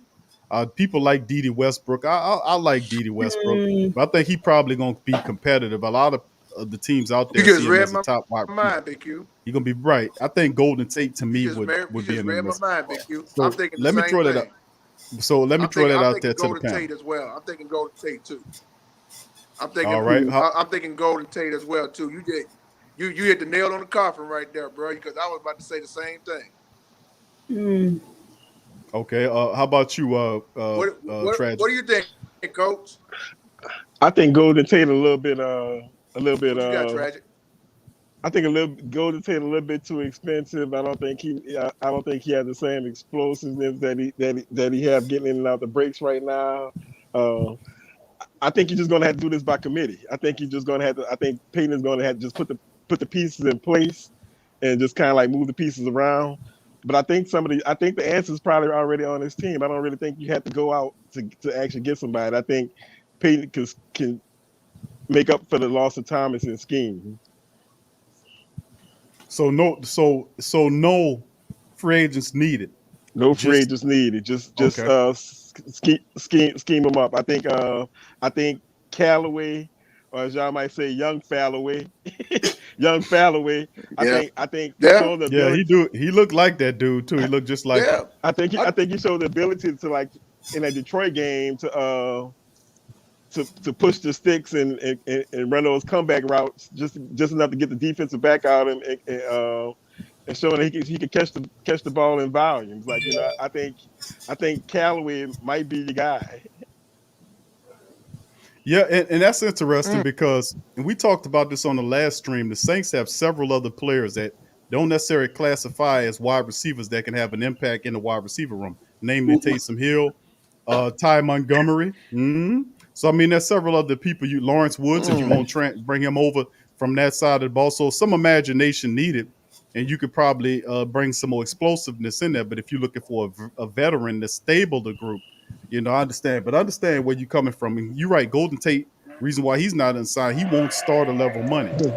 So Golden Tate's there. Dede Westbrook looked like he might get signed, but we'll see the rest of the way. But Coach Rudy, what you got? Well, I don't think Golden Tate will come to us for two reasons. One, like what Tragic said, he just doesn't have the speed anymore. You get off the brakes. But another thing for me is it boils down to money. How much does he want? You had to throw Austin Carter now. He's right, though. He is absolutely right. Go ahead, Coach Rudy. I'm sorry. I just had to laugh at that because that's what's probably going to end up happening. But okay, I almost said something I almost got Tragic triggered, so I'm gonna leave that load of handgun down right now. Okay? But welcome to the stream, Big Sean. Latasha joins the panel. Welcome on in, family. Appreciate y'all being here. So, Tasha. Now, hey, can you hear us? Yes, sir. We can hear you. Welcome on in, friends. How y'all doing? Yeah, we can. Hi, Q. Hi, everybody. Hello. hello, and to you too, ma'am. How are you? Lord have mercy. Lord, come on now, bro. Oh, hell, Say, Sean. the queen. Sean. Say, bro, I got something to tell you, bro. You listening, Sean? Did he bounce? Sean, are you there? Will the real Sean please stand up? Yeah, we are. We are. Bro, okay, you listening to me, bro? Yeah, I'm listening. Okay, now let me tell you something, sir. Why are you always coming to the Pelican post-game report, ranking down on my Pelicans? What's going on there, Sean? Now, see, we talking Saints. See, I'm a diehard Saints fan. We're going to separate that. Bro. Hey, y'all see, I'm wearing the Get him, Q. Yeah, Tasha, come over there. I said, Sean, come over there just to pick at you. He come over there to pick at you. Yeah, man. Because I always having his fun. I always miss the great Saints think tank, man. That's so I gotta settle for something. Okay, I might as well. Settle for that deplorable God. Hey, Big Q, you see Q, the shirt, I try really hard to tell him not to do that, and he doesn't listen. I know he enjoying it. He ain't gonna be able to stop him. He enjoying it. Big Q, Tragic, Jerry, Miss Tasha. Welcome, y'all. Well, go ahead, Rudy. You gotta be careful because Sean's time is running out. Rudy, get the hourglass. You got the hourglass. Oh, man, you got to look, Sean had to throw that Hold on, Rudy. Oh, Rudy got to expound Oh on that. Lord, I slept little mobsters, bro. Come on, bro. You know, Rudy always gonna bring something to the table. He said that. Rudy said that. Sean said, "Hey, hold on, bro. What you talking about? You ain't gonna be able to get away with that shit. What you talking about?" Big Q. Go ahead, fam. Go ahead. I need to finish my statement though. Look. Come on, little Alvin I just gonna Capone. say, Come on, this man. is You why don't we want none of love. That's this. why I love Coach Rudy so much. This is why I love Coach Rudy so much because he always brings something to the table to make us laugh. That's the thing about it. That's why we love you, bro. I just gotta say that. Rudy come with props and every damn thing, man. The man dressed up like a prohibition gangster. You gotta love him, bro. Should I sing? Should I sing Sean a sad song now? No, bro. I want you to go ahead and finish your statement there, Rudy. But like I was saying, like if there was a free, now I agree with Tragic that we do have a lot of players in house that we can utilize, as well as people we can probably transfer over to the wide receiver room. But I feel like there's only one person who I believe has not only the experience but the know-how and the willingness to sign a good deal and can come back for a fair price. You know, and that's Kenny Stills. He's only 29 years old. He knows Sean Payton's system very well. He's been here for years, and if he signs with us, he might sign for like maybe a 1 to 2 year contract at most. He asked for $2 million, and that's cheap, you know. But for what he's asked, but for that experience, that's a steal. And he's very good, and he's gotten a lot better in the league. His precision's gotten better, and his route running has gotten better, but he hasn't lost a step, you know. He's very clutch. There's plenty of times when we were down and he made a clutch play, or we were tired of me. He made a clutch play to win us the game. That's why that's one of the people I was mad that we let go. Now that someone who I would mind seeing come back just to see what happens is Kenny Vaccaro, hard hitting safety, a lot better than a freaking PJ Williams. Did have a fact. Yeah. I do like the Kenny Steele suggestion, man. I think that's a pretty good suggestion right there. Now, whether or not they'll bring him back, familiar with the team, right? You know what I'm saying. So that's actually a pretty good, and he won't cost you a lot of money. Exactly, it's not only a safe pick, but it's also it's a short-term loss, long-term gain. You know, I like that. I like that call. I like that too. I like that call too. Actually, but you know what it's gonna be? Yeah, I don't have Carr. a problem with it. I don't have a problem with it. It's gonna be Austin Carr. I don't think so. I don't think so. I think Austin Carr was living off of Drew Brees' lack of arm strength. I think now that Drew Brees out the way, I think Austin Carr is out the way. So it's still don't say that, Tragic. He might be on to something with that Austin Carr. Because I mean, I think what we got in house is all right, man. Yeah. Let's break it down, Sean, because Mike's out of the way, and you sound like Brother Tragic. What Tragic was saying, listen, bro, we just next man up. Let's get this here. And then and that's true if you think about it, Ty Montgomery, your former wide receiver, bro, who plays running back and help you out there. Taysom Hill, who's a quarterback. Well, he could be a wide receiver too. What you think, bro? It boils to two people up on our roster. One's not even playing. And one is. It boils down to who Sean Payton is and who Jameis Winston, assuming he the starter, is. Because that people underestimating that dude. I'm telling you, I watched film on that dude. I heard stories about that dude. That people are really underestimating this dude, man. Man, this dude, I'm looking at all through his college film and when he was with the Bucks. This dude never had a stable offensive line, and that dude still won the Heisman Trophy and the college championship. And this dude threw for 5,000 yards. Forget that 30 interception. This dude threw for over 5,000 yards. Threw for over 4,000 in his rookie year. Man, you think that was an anomaly, that third interception? That was an anomaly. That was his one and only year under Bruce Arians. And y'all know, all throughout our history, even Hall of Famers had their worst year with him. I'm telling you, man, they underestimating this dude. I agree with you. Sean. Give that dude an O-line, and we got one of the best. That's all he need. He got receivers. And he already getting acquainted. He already getting acquainted with Traquan Smith because he's been working with him in the offseason. Yep. So that would have been his number one receiver in the first place if Michael Thomas didn't get hurt, because he already acclimated with him. Hey, that's all my 2 7 cents. Hey, Sean.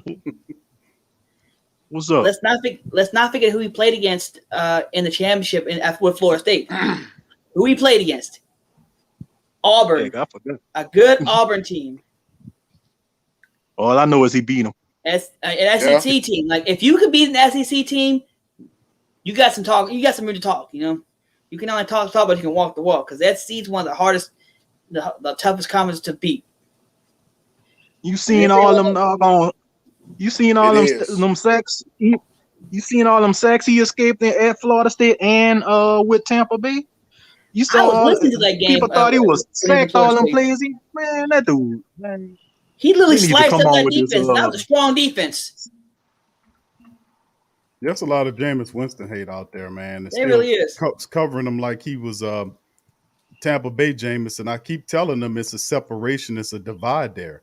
I mean, you can't still be considering his statistics coming from Tampa Bay. It's a total different system. Well, Q, the last time he played, he threw 30 interceptions. Yeah, but didn't you remember he threw 33 touchdowns and over 5,100 yards that year, which was best in the NFL? They move right on past that. They don't see the fact they go back and remember that he was throwing the ball to wide receivers and wide receivers dropping the ball off, tipping it off their hands into the hands of defenders. They didn't show all that or talk about none of that. They just lay it all on the back of that, man. That's what I'm saying. Some of that stuff, man, requires a degree of thinking. You think a coach in his right mind going to let a quarterback go out there and just throw 30 interceptions, man? I mean, unless you look at what Bruce Arians was doing in his ridiculous-ass system, who was with Tampa Bay. That's why Tom Brady, I keep saying it. Remember, Tom Brady was getting head-to-head battles with Bruce Arians over his system. At one point, Tom Brady was on pace to have 20 interceptions with Tampa Bay last year until he implemented his power to say, listen, we're going to change this, that, and third. We ain't doing this, that, and third. That's why they was bumping heads. He basically told Aaron to sit down and shut up. I'm running the show now. Well, I mean, I don't know if he said it like that, but he could have. He could have. Yeah, he did that.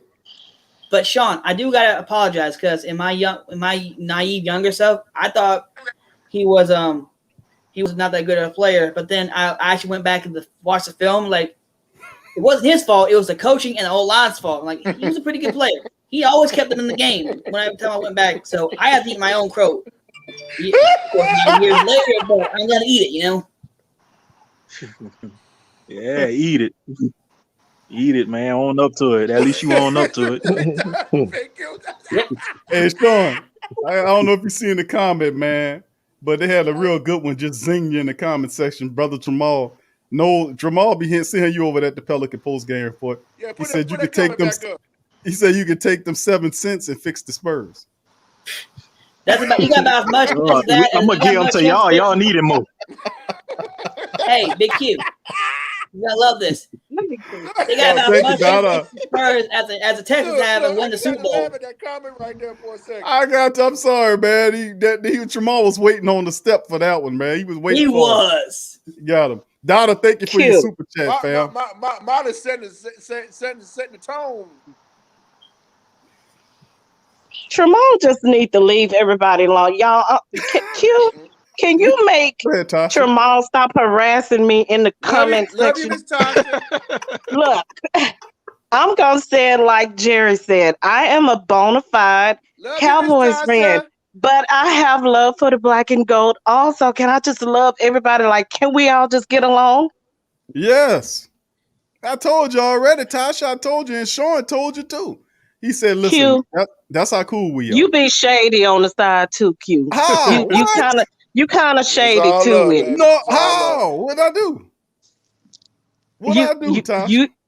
Q. I ain't say nothing about the Cowboys. Now, you can't get me on that. When other people talk about my Cowboys, like you sit there and you laugh, and I noticed that when they insult my Cowboys, when they insult my Cowboys, you keep their comments up longer. You keep the comments up longer. Yeah, I peep your game on that all the time. You keep those comments up longer. Who's the Don't be. I told you, Q. I don't have. Try Jesus. Don't try me. Try Jesus. Don't try me. I'm sorry. When it comes to my Cowboys and Jamal, you're gonna stop traumatizing me in the comments. Hey, look. Oh, no. Y'all think I'll be catching all of y'all little comments and stuff like that? Tasha, I can't laugh, Tasha. I can't laugh, Tasha. Listen, you can laugh, but you need to take them comments down. I'm gonna say. Hey, I have a question. You don't need to let them comments stay up no minute because that's what you be doing. You let those comments stay up. Now, you let them comments stay up. So yeah, I caught your game, Q. I was like, okay, I'm gonna have to call in and say something. They trying to make me lay down my religion because they tripping.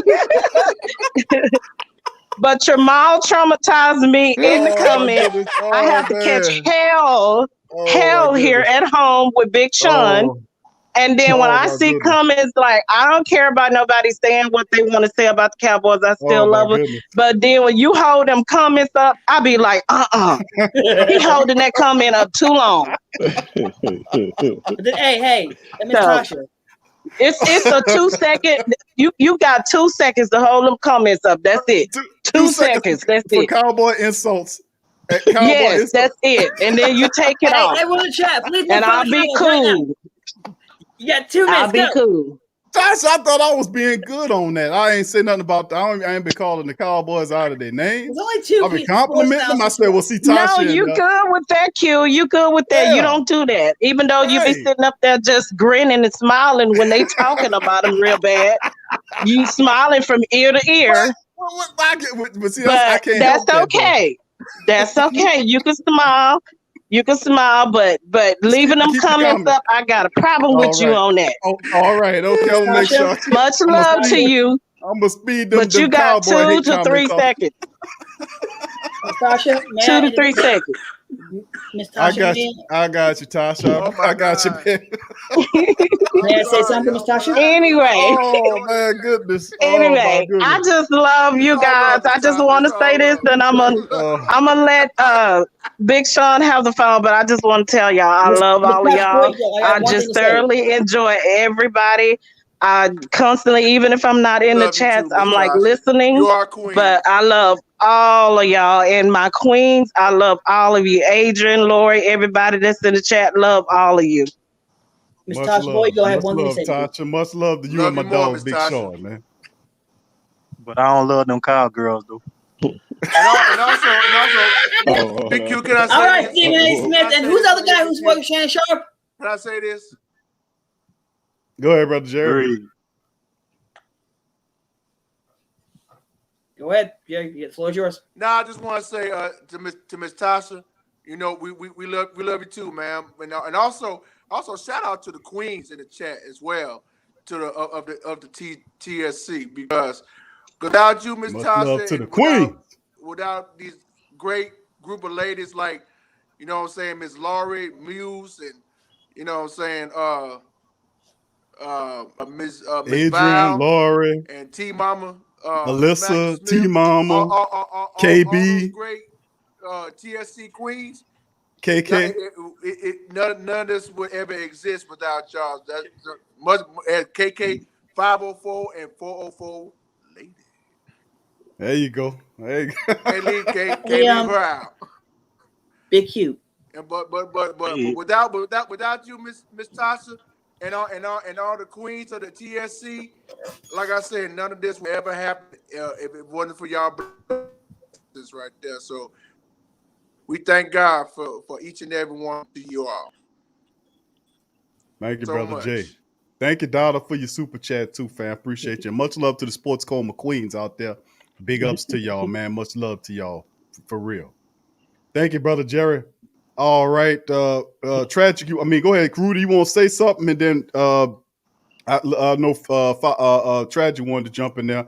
When you break down your stuff, I'm gonna bring in the historian Uncle Paulie into the stream. Go ahead, Rudy.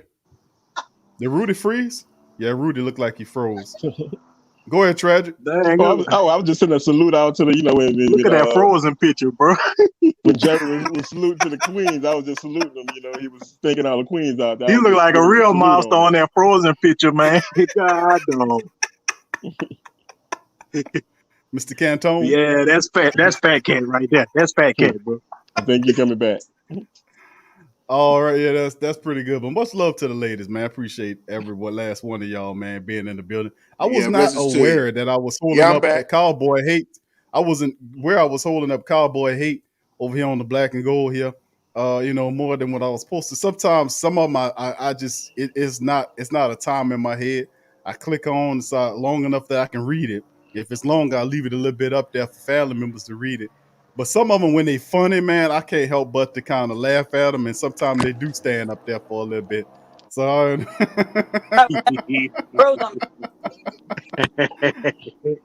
I said, going right there. They gonna get plenty of them here, Tasha.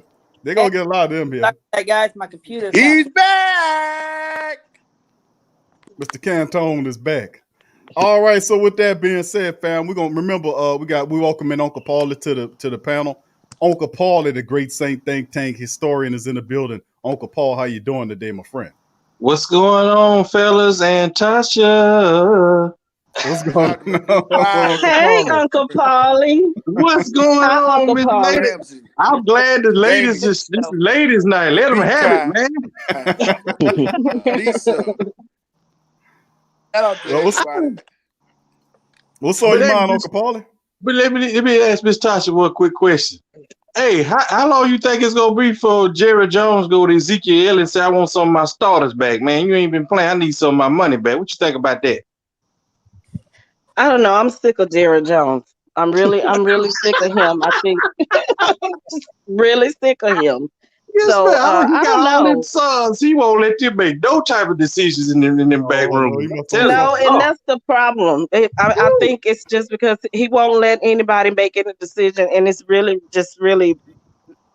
I don't know. I think he's a black cloud over the Cowboys. I really do. That's sad to say. And if he don't get it together, I'm gonna have to leave him.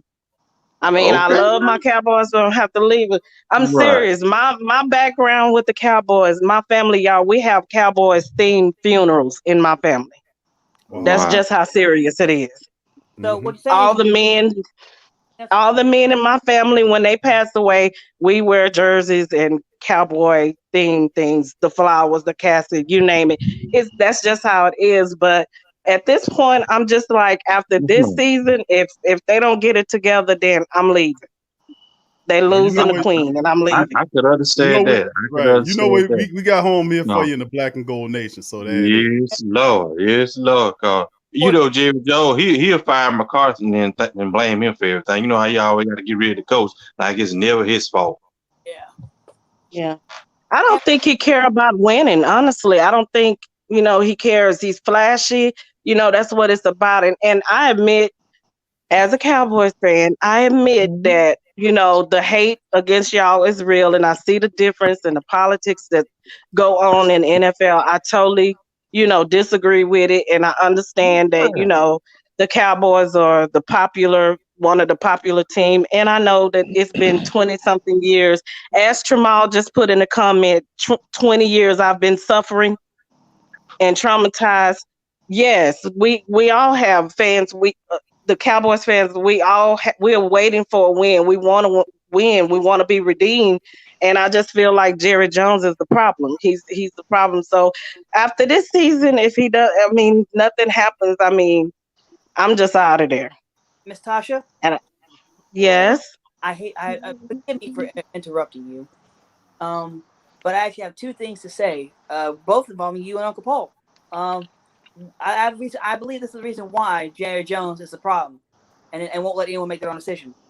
One, because he's shiny. He loves everything shiny, Okay. I agree, Rudy. And Uncle Paul, I forgot to tell you, first came on yesterday with my suit. You talk about looking like Colonel Sanders? No, I'm just speaking. I know you're checking, but this is the rebuttal I forgot to tell you. Colonel wish he was this sexy.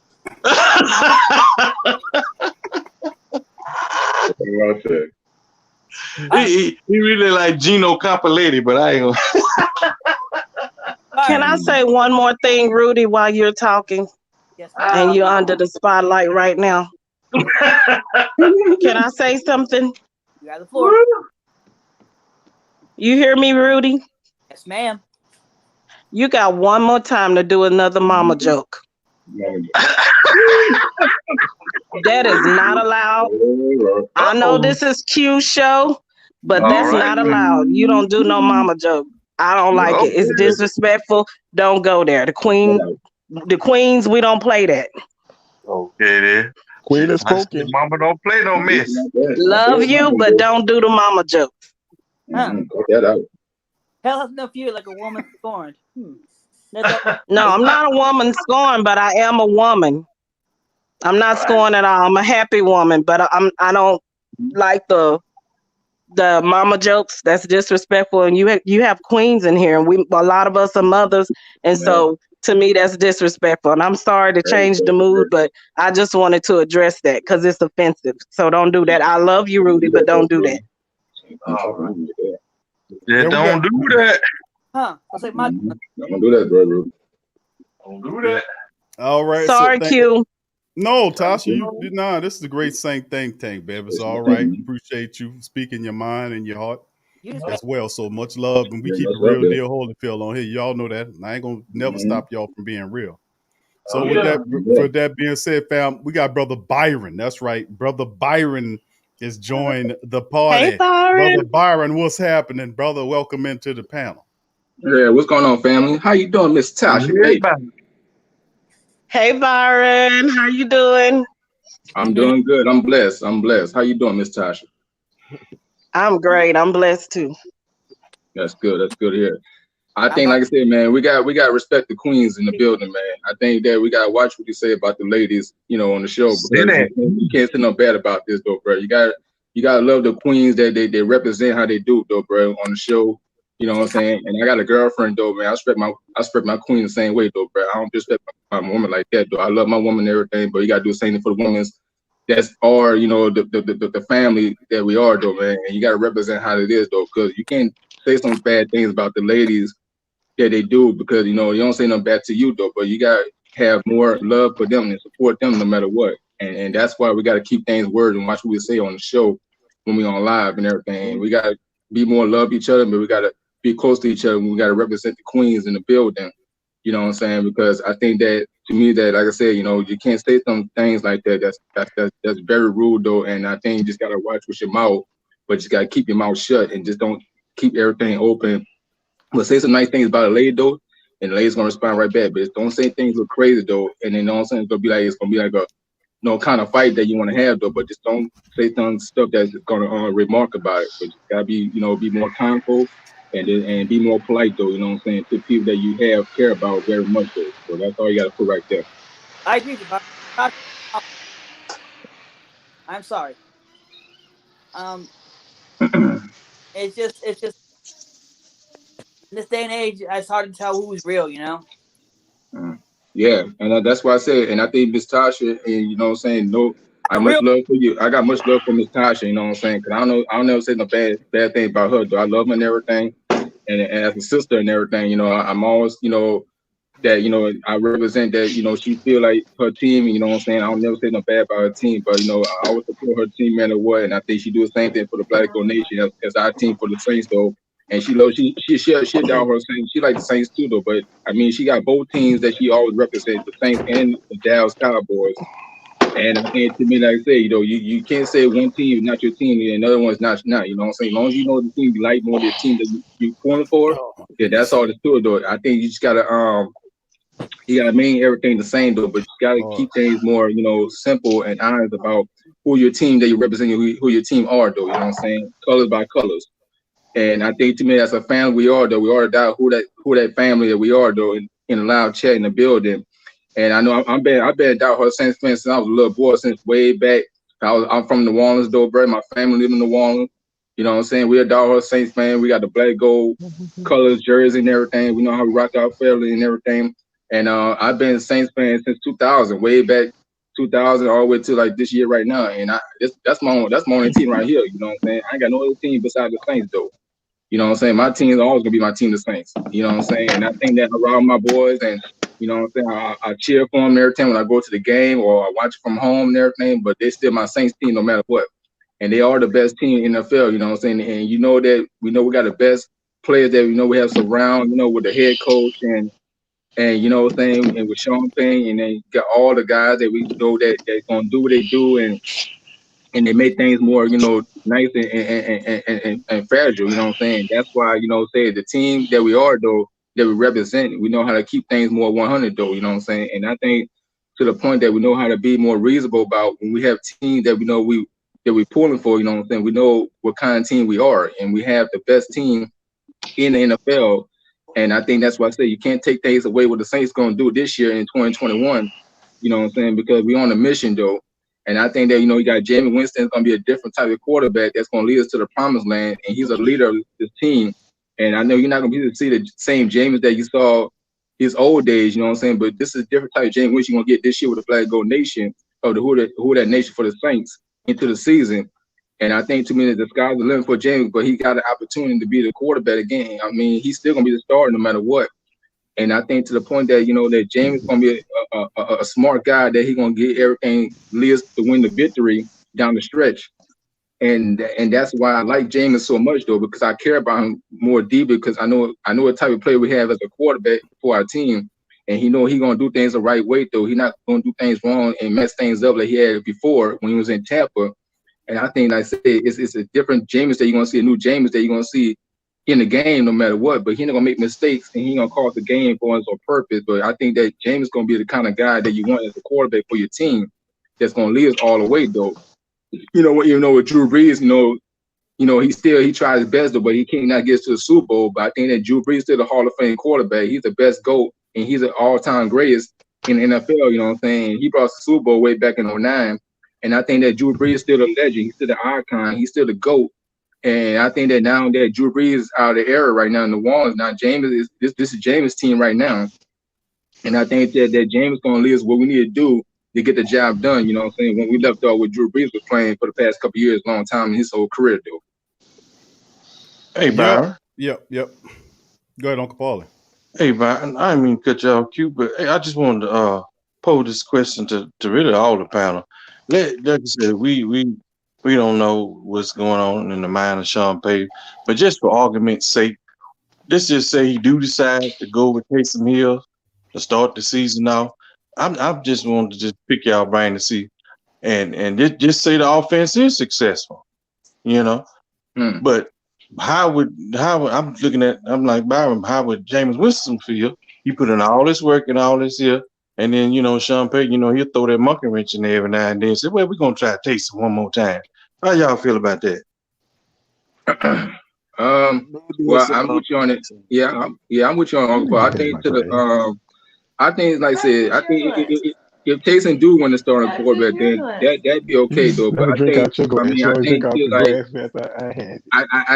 think that if Taysom do win the quarterback starter job, and I think James is probably going to be like, he's not going to be satisfied with, though. But I think that the purpose that James is know that he want to be the opportunity to get another chance to be the quarterback, again, though. And I think that Taysom, to his point, I think Taysom probably he going to accept that if James do win the starter QB, and I think that if Taysom don't win the starter quarterback, he just go in and play his role like he is as a backup. You know what I'm saying? That's why I can see like that, because I think to inform that Taysom I just don't see Taysom could do to develop his game like he always play as a backup, as a wildcat, a single package.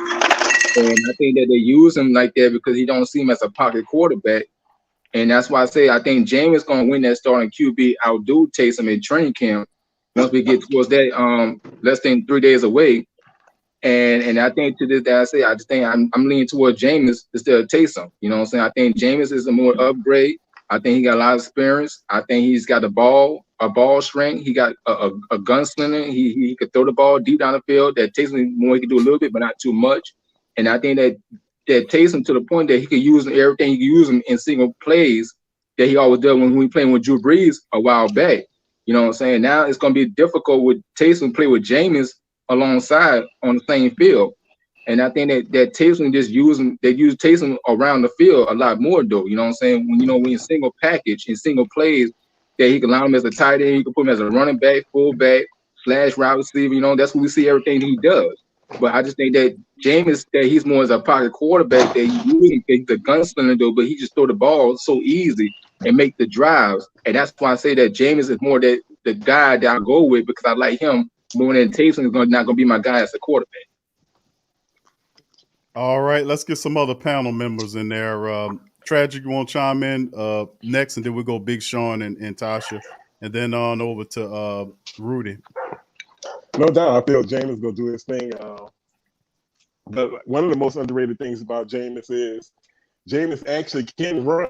He's not a runner, but he is mobile enough to pick up first downs when needed.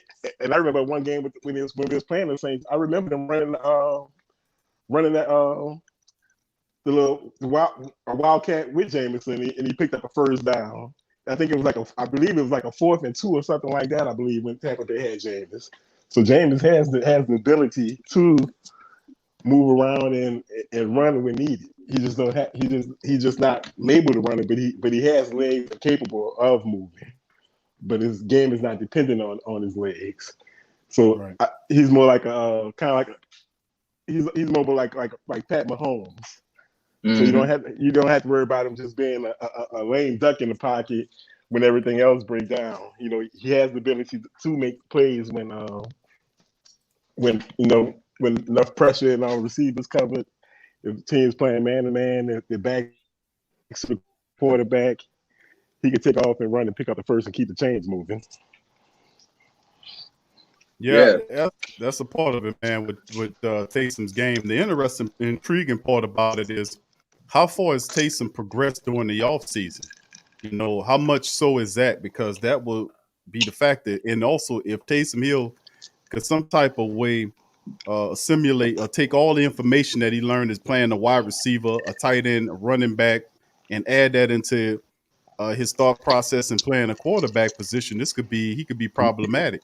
But I still think Drew Brees, I just showed an article not too long ago about Drew Brees' active on it that he says it's a shared quarterback system. That's Drew's opinion on what he thinks the Saints offense will be going into this upcoming season. He said that they'll split the reps. I don't think it'll be 50-50, but I think Taysom Hill is too impactful in Coach Payton's mind to leave out of the offense. So I do think that it'll be a similar system. And I said this before, but then we've seen over the last several years. You see, I think Jameis wins the job. 70 starts versus 4 starts. So, I mean, I'm not discounting him. I think that he'll ultimately play quarterback, and y'all know what I say. Taysom doesn't lose at all in this scenario. No. If he does lose in the camp battle to Jameis, he will play as a quarterback because Coach Payton's going to have him out there playing and running the Taysom Hill plays or whatnot. But let's go to Sean and Tasha. Y'all want to chime in on that, on Uncle Paul's question? Like you said, ain't no telling what's in Sean Payton's mind. He could be like alternating the quarterbacks, like depending on the matchup, like which quarterback is better for this against this team and that team, like that. Or maybe he could be like just starting Taysom to prove to everybody why he won't why Taysom won't be the successor to Drew Brees. Because I was looking at the game film from all last season when Taysom was starting. He do more running than throwing, and that ain't Jameis' game. And Jameis is a downfield threat.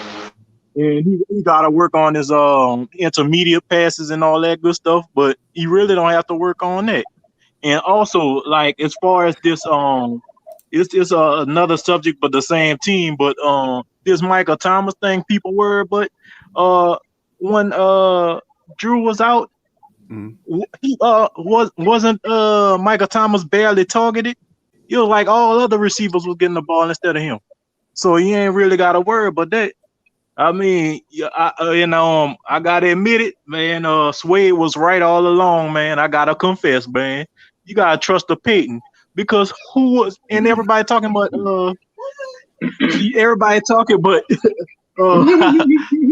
Everybody talking, but since Drew Brees is retired, like the Saints gonna struggle. But who was Uh-oh. Sean, Sean, you there? Yeah, my bad. Who was I was saying, who was Drew Brees before he came to New Orleans? The dude got benched for Doug Flutie, and he was 41 when he took the reins over Drew. No, that's saying something. Yeah, like and the minute Sean Payton rolled into town, he get us all the way to the NFC Championship game and win Coach of the Year, and should have got it like a couple of more times over the years, but got still. But so that's what I got to say about that. Well, as far as the quarterback competition, in my eyes, there ain't no competition, man. Jameis got that. Cause all like I said, all Taysom do is run, man. He That's what he is. That's exactly what he is, though, Big Sean. That's why I say I think Taysom is more as a runner, though, bro. I just don't see Taysom as a quarterback that he can win that starting QB outdo James at training camp. And I keep saying, oh no, James is going to win that starting quarterback, bro. I mean, I like James because James is more the kind of guy that you want as a quarterback that's going to be for your team, that's going to lead this thing all the way that we need to be at, though. And I think Taysom need to learn to be the quarterback in the NFL. And it's that he's just not quite there yet at the moment. I think it's going to take some time for Taysom to be himself, that he could be the quarterback he want to prove to be all the people he could be. But he's just not at the quite yet in his time. I think he's just going to use him as a backup, as a gadget. You know what I'm saying? That's what he does in his offense. And I think that Taysom got to understand that, though, bro. You can't be more hate about something because you're not going to get an opportunity to be the first time as a quarterback in the game. But I think the point I'm saying is that Taysom just got to learn to be the quarterback if you want to get that stake of doubt, the chance that you want to be. But I just think that you got to go ahead and be as a backup, though, bro. You know what I'm saying? That's what you do, bro, in this offense and the system with Sean Payton. And I think Sean Payton, he's just going to let Taysom say, bro, we got you, single plays that we're going to use them on the field. And that's the bottom line, though, bro. It is what it is, though. And I think that James is going to win the quarterback, QB1. And that's the way it's going to go, you know what I'm saying, down the line. You know what I'm saying? You say that James is not going to be the guy. He is that guy. That's why you brought him back for a reason, though. You know what I'm saying? Because James won't be here, though. And James is a winning quarterback, bro. He's a winner, though. And I think that you don't want to think that you want to get a kind of guy that's not going to be the guy you want to have that's going to lead us that we need to be at, though, up and upper. But I think that James is up the size, though. And that's why I say that James is always going to be the top guy you prefer to have that's your quarterback as a leader, though. Because that's why I say he look up to Drew Brees and inspiring him and everything. You see that between him and Drew Brees had a good, nice conversation and talking and everything. And you see what Drew Brees said about James, though. You see what James talking about Drew Brees. So why also you think you wasting your time saying, okay, you want to talk about Taysom, but we never heard about Taysom going to do what he's going to do as he's going to be the quarterback. But we don't see that, though, if he don't see his eye that he's going to be the quarterback in the NFL. But I'm saying is that James is going to win the quarterback anywhere it goes. And you just got to take it how it is, though, Taysom. And you just don't like it, oh well. But you got to go in and roll the dice. You know what I'm saying? And then Sean Payton like both of these guys, though, bro. And he's going to use both of them anywhere it goes. And that's the fact how it is going to be right way to one way to another. You just got to keep everything right in front of you, though. And just don't make no strain, no tension about that. You just got to believe in yourself, but stay focused. Just do Taysom like you always do. James is going to do the same thing, too. And when you both come together, that's how you have a team effort. When you have a team effort, it's a phenomenal, but we still got the best team as an offense that we are right down and down. All right, another thing, you, Byron. Oh, you go, my bad. Another thing too is now that Taysom played them 4 games this past season, a lot of teams got film on them now, like in the Saints uniform and throwing behind center for the Saints, but they really don't have film behind with Jameis under center for the Saints. They only got like one little play, but they expecting to see that Jameis from Tampa Bay, but they don't want to see this Jameis from the black and gold. I'm telling you that. Nope, not at all, bro. Jameis with a good offensive line, then nobody never seen that. And that's why you got the running game. Because you have a running game with Kamara and Latavius Murray in that backfield with the fullback with Alex Ormond. Now, you know that James never had that in Tampa, though. Because he had a worse offensive line in Tampa because they had no running game. But now you got it with the Black and Gold Nation with the Saints. That's the type of offense you want to play with on the center in front of you, though. Because, yeah, you're going to have all the protection. You know what I'm saying? You're going to have all the play action that you're going to have, double the players and everything. The running game's going to run the attack and everything. Going to run down and wear out the damn defense down their throat. You know what I'm saying? Because they can't stop nothing what this running game going to do with Kamara and the Latavius Murray in that backfield. And I promise I'm saying, though, bro, you think it's a joke? You better get you ready, though, because the Saints going to do everything they're going to do, bro. They're going to run this damn thing, all this offense, all this explosive weapons we got around. And, you know, you got Traquan Smith, you got Alan Tryman, you got Kwani Baker, Jalen McCuskey, Deontay Harris, all these guys, and Taysom as a wild card, they're going to do all the stuff that damage that this offense they're going to do in the system with Sean Payton. You know, receivers they ain't even seen yet. They never see it though, Big Sean. They never see it, but they're gonna see it eventually when the season starts in September. And I'm letting you how I know though. You think it's a play game, but you ain't got all that twisted because the Saints gonna do everything. This is the kind of same thing we have right now in 2021 though, bro. This is the type of Saints team we had without Drew Brees' area. That Drew Brees cannot do it because Drew Brees never had the kind of offense with all these guys we had as a weapon. But now James got all the toys that he had right now. Yeah, you see that James gonna do? Man, James gonna sling that ball all around the field with every guy's on his team, his offense. It's gonna be so explosive. It's gonna be so dangerous down the line, though. And no team's gonna have their hands full. No team's gonna have their hands full to deal with this kind of team we had to say in this season. Man, you better get your popcorn ready, boy. All right, Tragic, you want to jump in there? I'm gonna give Rudy a shot in a second. Yeah, not only I believe in Jameis, but not only that, if Taysom, which I know he's not going to win the starting job, he's not going to be your quarterback number 2. Nope. because you're going to have to design a whole different type of game plan. So Taysom loses, he's down to quarterback 3. Sort of gadget number 1. He's gadget 1, QB 3. Because you're going to have, and I feel most likely your backup is going to be Travis Simeon. You know, everybody's forgetting about Travis Simeon, but Travis Simeon, you know, started like a season and a half for the Broncos, you know, before the league kind of figured him out. But he's still more of a pure quarterback than what Taysom Hill is, and you're going to need that guy to run your scout team. And if something do happen to Jameis, he can come in and you don't have to scale down the playbook to where you only calling plays for like one side and constantly rolling out, you know, one read rollouts. So Taysom loses his job. Like I said, he's going to be gadget 1, QB 3. All right, Rudy, you still there? Yeah. All right, Rudy, go ahead and chime in on. You heard the question that proposed about the Taysom Hill situation? Feel free to chime in.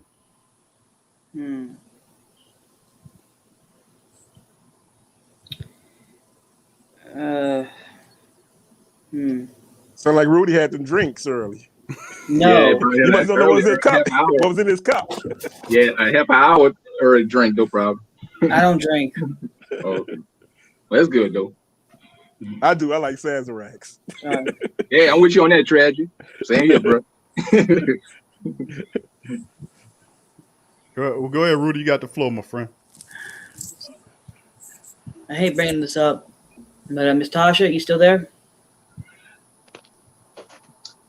No. Yes, I'm here. I'm sorry for my behavior. Apparently, I use humor more as a defense mechanism than I let on.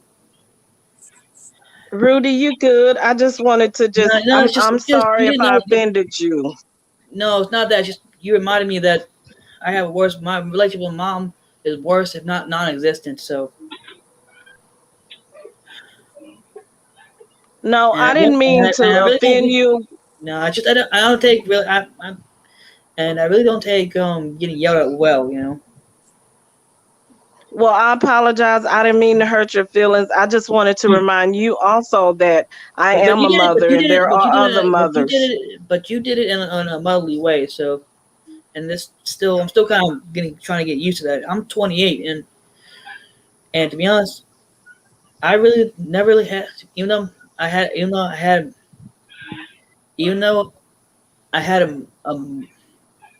a mother, I didn't really have a mom, you know. Sorry about that. You know what? And I'm sorry. It's no problem, Rudy. I enjoy you. I love, listening to you. You make me laugh. But that was just something that I wanted to bring out because I've heard it, a couple of times you've said, the jokes, and I know about the mama jokes and all of that.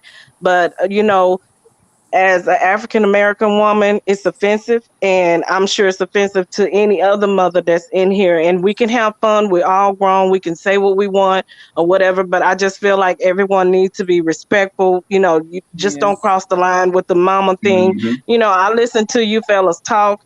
You curse. Y'all sound like sometime a bunch of drunk brothers. On the chat all the time, and I laugh and I have fun and I listen, and it's fun. But sometimes you just have to watch some things that when it comes to something like that, because we queens, we're queens, and there's not many of us in here, and so I just wanted to speak on that behalf as a woman. We just don't take to that, that type of talk. It's offensive, and we as women we go through too much anyway. And so, and also I just want everybody to know I am not sensitive about the Cowboys. I don't care what y'all think. I'm not sensitive as y'all think I am about the Cowboys, Q and others. I'm not really that sensitive. It's all fun. It's all fun. And I don't want to stop. I don't want to stop anybody from making comments about the Cowboys. It's all in fun and whatever. All I'm saying, Q, is don't leave it up. The comments up that long. That's all I'm saying. You can have your feelings about the Cowboys. You can say what you want about the Cowboys because you know what? We're gonna kick butt anyway. We're gonna kick butt. And I mean, I'm sorry, I offend y'all in the chat, Damien. Talking about my Cowboys. That I'm offending y'all.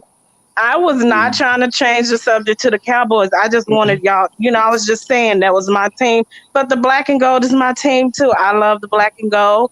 I'm pulling for the black and gold. I'm always here listening in because I tried to listen in on the Cowboys chat and I went to sleep. So I'm just saying,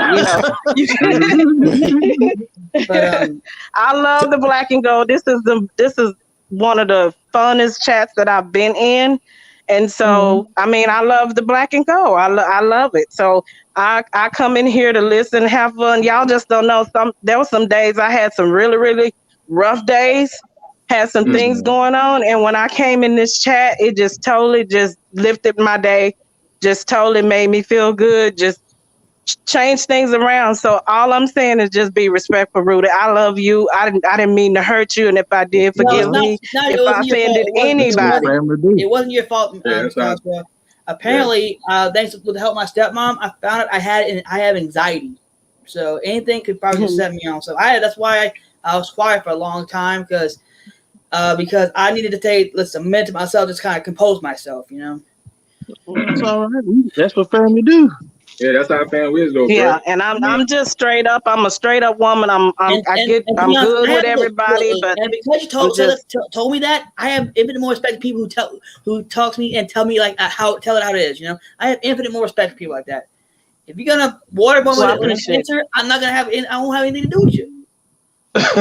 I'm honest, but sometimes I can be brute honest and have no filter. And I'm the old school honest. I tell it is, and I say what I mean. Mm-hmm. Yeah, I'm the same way, but I'm working on how the delivery comes out of my mouth because I can be blunt and I can, but you have to work on the delivery when you grow up. You're 28, I'm 48, so I've lived a little longer. So I'm working on that. I've always been told that I'm blunt, and I just feel like it's best to be straight up. If everybody would be straight up, things will be different. If you be straight up.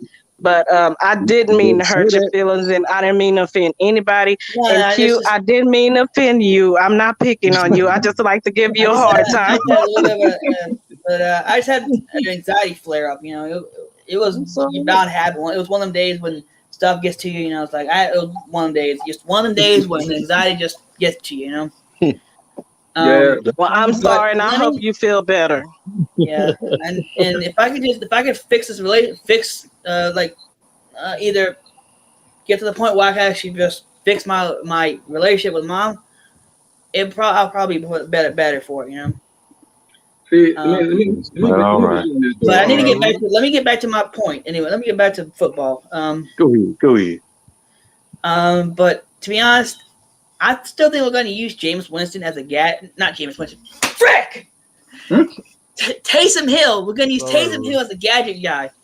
But that wouldn't. But then again, don't count. But see, because he's been, and I agree. Every Tom, Dick, and Harry has a film on Taysom Hill. They know how to stop him. Case in point, the Eagles. Mm-hmm. Exactly. I'm like, and they don't have. If we'd played James for that game, I believe we would have won that game. I believe that too, Rudy. Yep. And the thing is, I would have saved him for against. Like I would have kept the first 2 games of Taysom, saved him for the Eagles against the Eagles was for Jameis, and then he had the following game be Taysom. He still gets 4 games plus we get an extra game, so we could be I believe 9-0 without Drew Brees, maybe 10-0. That's true. Mm-hmm. Probably so.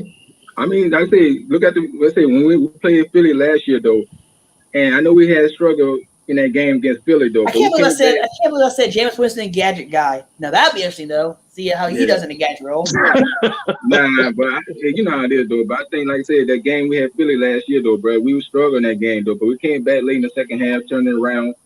But we should have won that game, though, because we had an opportunity to get the last touchdown or the outside kick, but we didn't get like that game, though. So I was like, okay, yeah, we came up short. But like I say, we got Philly again, though. We got Philadelphia again this year, though. I hope that we get revenge on that game and get that game right back from last year. I think to the point that we still got a team that we know we've got to be mindful, and we got to stay more directly and have confidence we have, though, because we know we can go on the road and win a game and we can do everything. But I just think we just got to stick to the plan, though. You know what I'm saying? The game plan, and that's the goal right there. You know what I'm saying? We just can't screw things up on the road and make mistakes. Of this offense that we have that we're going to do this year, though. And I think that as long as we stick to the running game and run the football like we always do every year, and that's the game supposed to be. Run the football, you know what I'm saying, kill the time position, you know what I'm saying, kill the clock and everything, control the possession. Stop scoring so quick. Yeah, that's what I said, and that's why, I think that you don't give other teams the opportunity to get more time on the clock. You know what I'm saying? That's why I say you can hold the team. Byron, you don't give Tom Brady no 2 minutes and 33 seconds on the clock. You don't do that. Yeah, don't give Tom Brady no 2 minutes, less than a minute 45 seconds. Because you give him all that time, he's going to do everything he's going to do. That's what you need to know more time. Yeah, he'll gut you like a fish like that. Yeah, you want to kill more time. You want to kill more time on the clock. But you don't give the other team more time on there, though. Because you do that, though, the defense got to stop them. But if you don't do it, then, like I said, you give the game, and all I'm saying is, okay, that's a loss.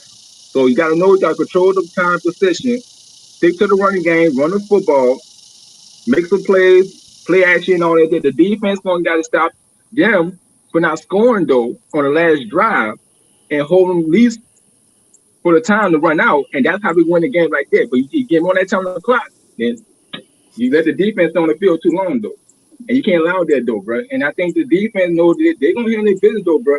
But I think that if the defense can hold the team in the fourth quarter, and we were we were about 5 points or 2 points like that, man, don't give them no more points, though, bro.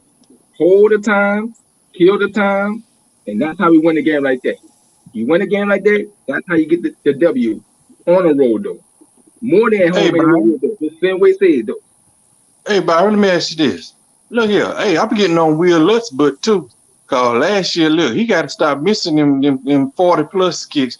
Now anything, 50 down, he shouldn't be missing. I can see 50+ now. You need to get on Q2. What y'all think? Didn't somebody run into him last year or something like that? I don't think. I think he had some type of injury last year. Someone ran into him, which caused it was like what happened with Morrison. When a kicker gets laid into like they did, they're gonna be missing some stuff. Yeah, it probably is, because you can't just miss too many things that much, though. You just gotta watch what you're doing, though, in the game, though.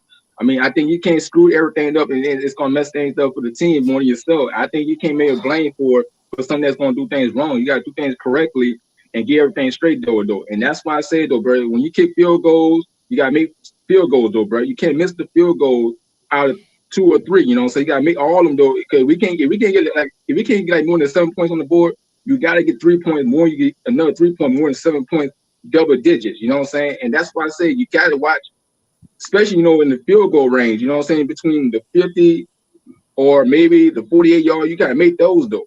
But I think that we could go for it on 4th down, short of the game of a yard line. But I'm just saying that I think that we more that, because Sean Payton, no, he's a genius though, bro. I think Sean Payton not gonna say, okay, yeah, you think we could get that 1st down? Okay, what kind of play we gonna dial up? You know what I'm saying? But you can't keep punting the ball every time if you don't want to go for it though. You gotta go for it, but you just gotta get it set at least a half a yard of line to get that yard to the 1st down. But if you don't get the 1st down, then kick a field goal instead.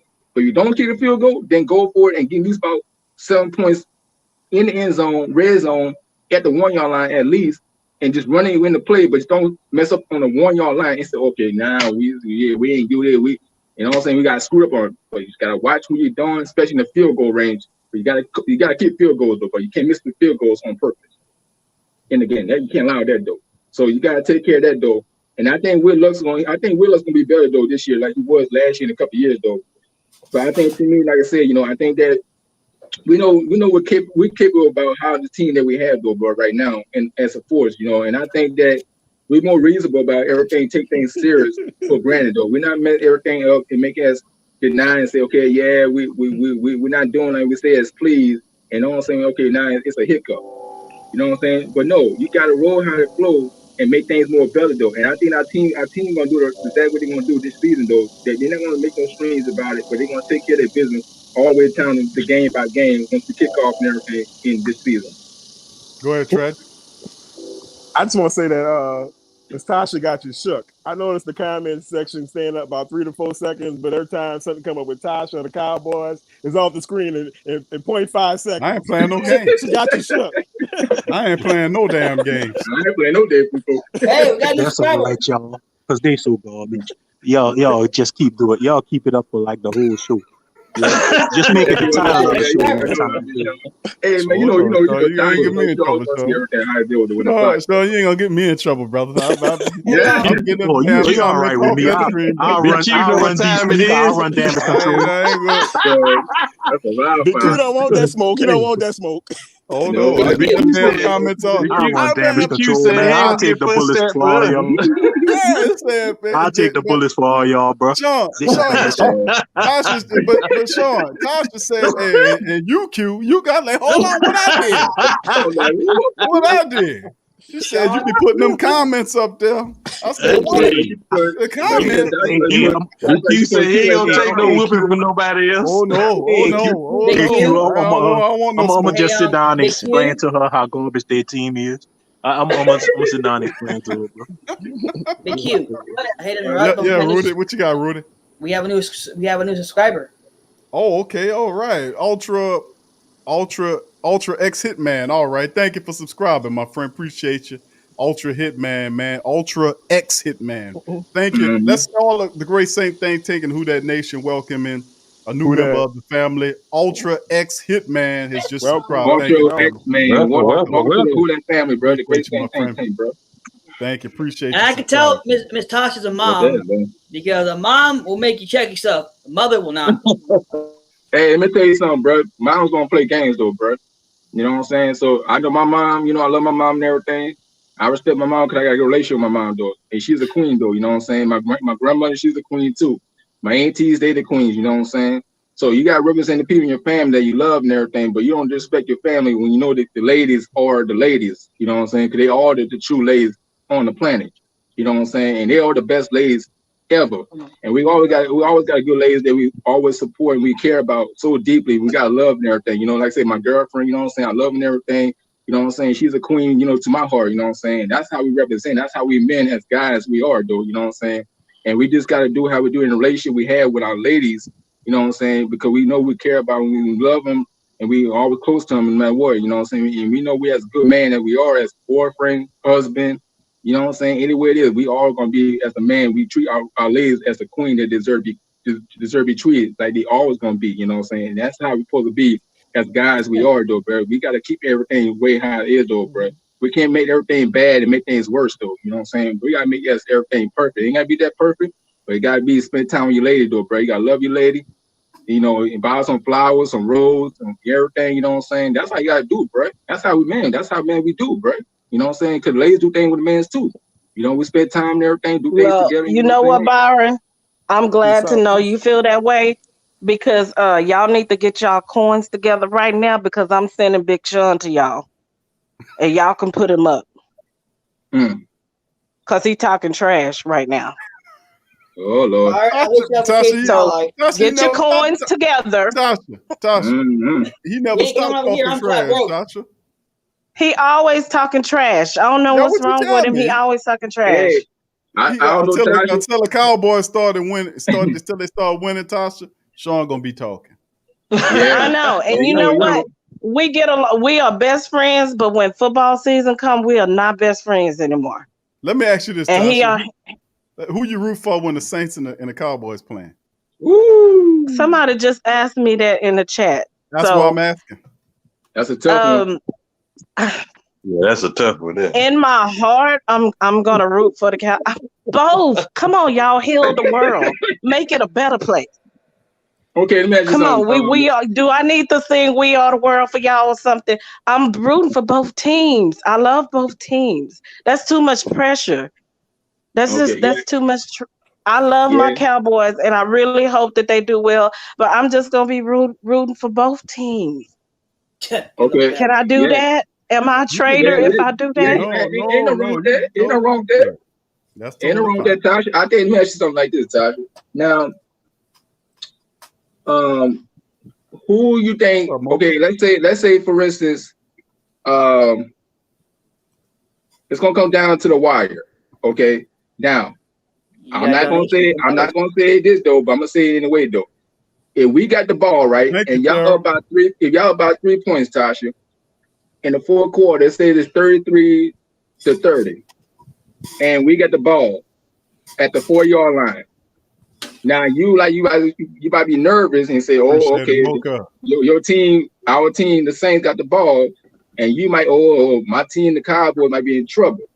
So if we scored a touchdown in the fourth quarter, right, it's 33-30, right, and we scored. Do you think you're gonna pull for the team, the Saints, over your team, the Cowboys, or what? Ooh, that's hard.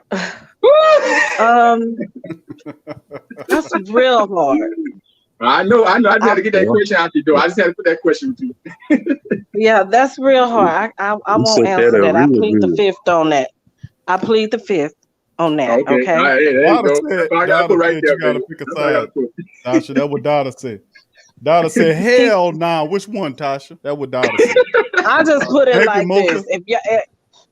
I put it like this. If y'all win, I'm gonna be singing that song. Hell to the no, to the no, no, no. Just like, because I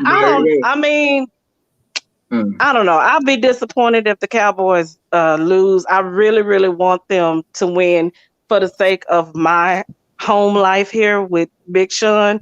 I really would like to, because he's tortured me. He's been torturing me and talking trash. So I would just like for him. I don't care about no other game but that one. Yeah, that's gonna be the game right there. Circle on the calendar on December 2nd. So let me tell you something like this, Tasha. It's gonna be some crowd noise in that dome though, and you know that dome gonna be loud like loud. And on that night game. Yeah, and I might be there. I actually might be there. That's the game we're trying to get to. So I might be there, but. And I'm torn because I would like to wear a Cowboys jersey, and he said I couldn't. If I went to the game, he said I couldn't, but I'm grown, and so if I go, I'm gonna wear my Cowboys jersey, and everybody gonna see me. The Queen is gonna be there, right? Because I'm gonna wear my jersey, right? And I think they're gonna have a lot of black and gold jerseys around you. You know, in that dome, you know, cause I'm gonna have my gear on, same thing too. I'm gonna have my Saint gear shoes on. I'm gonna have all swag out. And I'm gonna tell you like this, Tasha. You know, I love you. That's okay. I'm gonna make friends. I'm gonna make friends with everybody, Byron. Believe me. We friends, baby. I'm gonna be talking to everybody. Yeah, you don't say Spurs are the best. Now, if you up there with them Falcons, now that's something different. Yeah, the Dirty Bird, especially Dirty Bird fans in Atlanta. Wait, Uncle Paul. They can't say nothing though. They can't say nothing down in Atlanta though. Cause Atlanta, they can't say all they want. They don't really. I see your comment, Adrian. I see it. Yeah, but I just think, like I said, I'm gonna be there for the game. I'm gonna be there for that game. I have one other thing to say, and then I'm gonna let Big Sean have it. Q, can you tell Sway to come on the live? I will, Tasha. I'm gonna tell him to come. Yeah, where's Sway at? Yeah, where's Sway at, man? Can you tell him that tell him this is coming from Tasha, that I really miss him. I tell that dude that stuff all the time. I tell him the family asking about him. You know what he tell me? Ain't nobody asking for me. Okay, then you tell him to go back and look at the replay. Ain't nobody asking for me. I'm like, oh. Yeah, we need Sway back on you, man. Tell him to go back to the replay and listen at this live, because he really is missed. I enjoy Sway when he's on there. Yeah, man. Sway, I'm gonna tell him again. Right there. That's my buddy, though. So I'm gonna tell him. I'm gonna make sure I tell him again. And I'm gonna tell him again, and he's gonna tell me this. Ain't nobody asking for me, so I'm gonna just play it. I'm gonna just play it and play it on and say, "Here you go, listen to this. See here." Yes. And Willie. And Willie. Yeah, Willie. I asked about Willie on the. I don't know, Willie, if you're listening, bro, because you might just be listening and not saying something, which that's almost impossible to do for Willie. But Willie, if you listening, bro. Chime in, let us know how you're doing, bro. It's been a while since the last time I heard from Willie and T Mama too. T Mama, T-Mama, if you out there, I haven't heard from you in a while. Yes, we miss T-Mama also. She sure does, man. We miss that mama. Love to the queen. Right, big ups to the queen. Who all is that? And I want to also just say to the queens, please call in. I know we are always in the chat and we're always depending on, no, you do it, no, you call in. So Tasha has called in and talked. So I'm like telling the queens, call in and be a part of the chat, because we have some very intelligent queens in this chat. And so, I don't know. Most of the time we just sit back and don't say anything. We just kind of talk in the chat. But I'm encouraging the queens to call in. I did it. It was hard for me to do, but my husband put me up to it. So I was like, okay. So that's the way it is, though. Come on, queens, call in. Don't be afraid, Miss Queens. Come on, call in. We want to hear your voice. We want to hear your voice like we saw Tasha tonight. Come on, Miss Queens. All the ladies, call in. Please call in. We want to hear y'all. We want to hear y'all voice. Right. Come on down.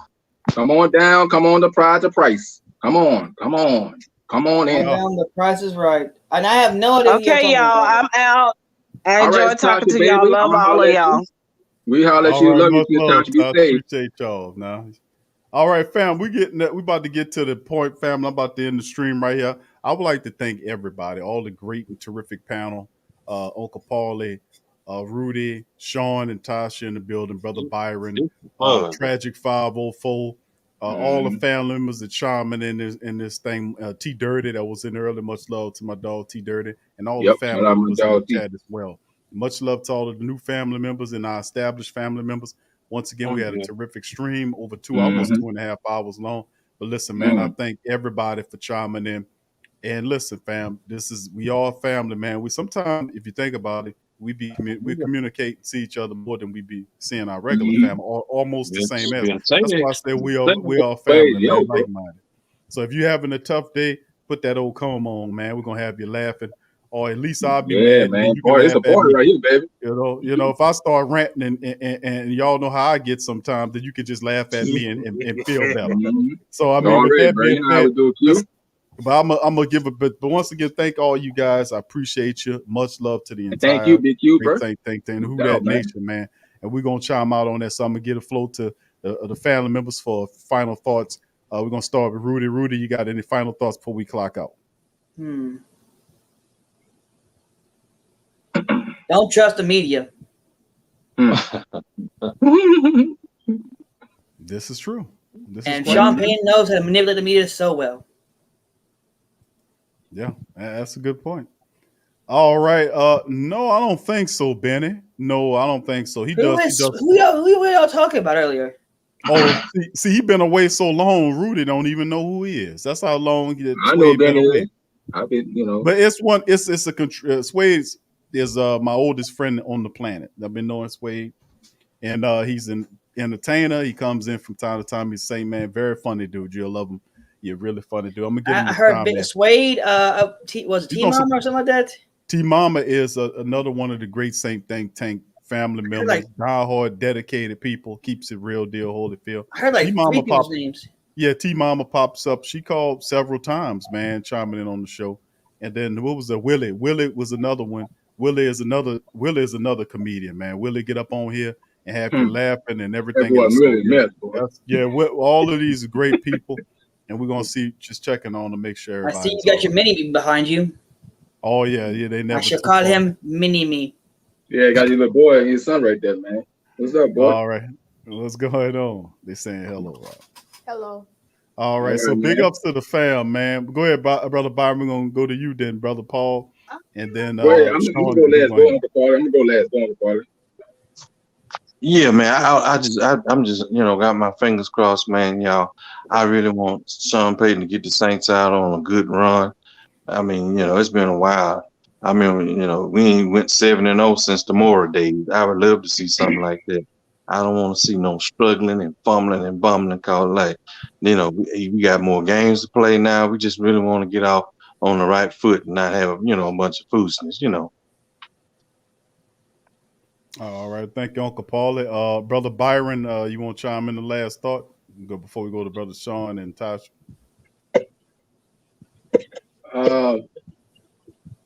Yeah, I mean, like I said, I'm glad we got football, back again. I think this is gonna be a long football season that we're gonna have. I'm so excited.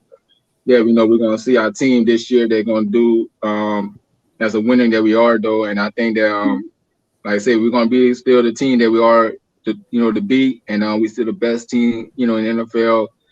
We're still gonna be the top in the NFC, and I think that we're still gonna have that we're climbing up, the ladder that we're gonna be, and I think that we're gonna still to be the best who we are, and we're still gonna do things we're gonna do to win games, and we're gonna support our team and 100%, and I think we're gonna cheer them on, and I think that our team that's gonna have a tremendous in 2021. And I think that James Winston gonna have an outbreak year for the Black and Gold Nation. I think that he's a quarterback you have your eyes on, and I think he's gonna do a fantastic job with this team that we have though right now with him. And we're gonna support him, and we're gonna know he's our quarterback as a leader, that he's gonna lead us all the way that we need to be for the goals that we need to get to the championship and the Super Bowl. And I think, to me, like I said, that we know that we got the guys we have as players on both sides, offense and defense, and we got a good head coach and special head coach, defensive coach, and staffs, and all of them, that's going to do exactly great job for this team and organization. And I know we always be so glad that we have the chance that we know who we are as a Black and Gold Nation, as a family, that we always, as a diehard Saints fan, that we represent how we do down in Louisiana and Kansas City. You know what I'm saying? Because like I said, it's gonna be like a tremendous year that we're gonna have, though. And I'm so happy for this. And my family and as my family members on the show that we have, as a diehard that we are, as a Who That great Saint Think Tank. As a show we always do. Every time we support our team, we ride with our team, and all the social media, you can hate all you want, but you can kiss our ass, though, bro. Because the Saints gonna whoop this year, though, bro. You know what I'm saying? And I'm pointing how it is on the map, though, bro. I always want to tell you one dot to dot. You know what I'm saying? I think that, the social medias, all the people on Facebook and Twitter, on Instagram, people on ESPN and radio shows talking about the Saints not going to know where they're to rebuild. All that, yeah. Well, you can say all you damn on your mouth you want, because I'm telling you, the Saints going to prove y'all wrong this year. Because it's going to be a mission. It's going to be redemption. It's going to be revenge. It's going to be payback. The referees, boy, look, I'm going to get on y'all behind quick and fast, because y'all cheers a lot during the games, though. And I ain't going to let this happen this year, referees, officials. You know what I'm saying? You know how them always get so pissed off, get angry when these referees screw us a game like we had that championship game with the Rams. But it ain't going to happen this year, this season, 2021. And I'm letting how it go down, BQ. You know what I'm saying? I'm all going to tell you how it is going to rate the rate. These referees screw every time. The Saints always get blamed, and all they pick on us every time. Throw all these flags out here and all that. What's going on with these pennies and everything? But he gonna cut that out.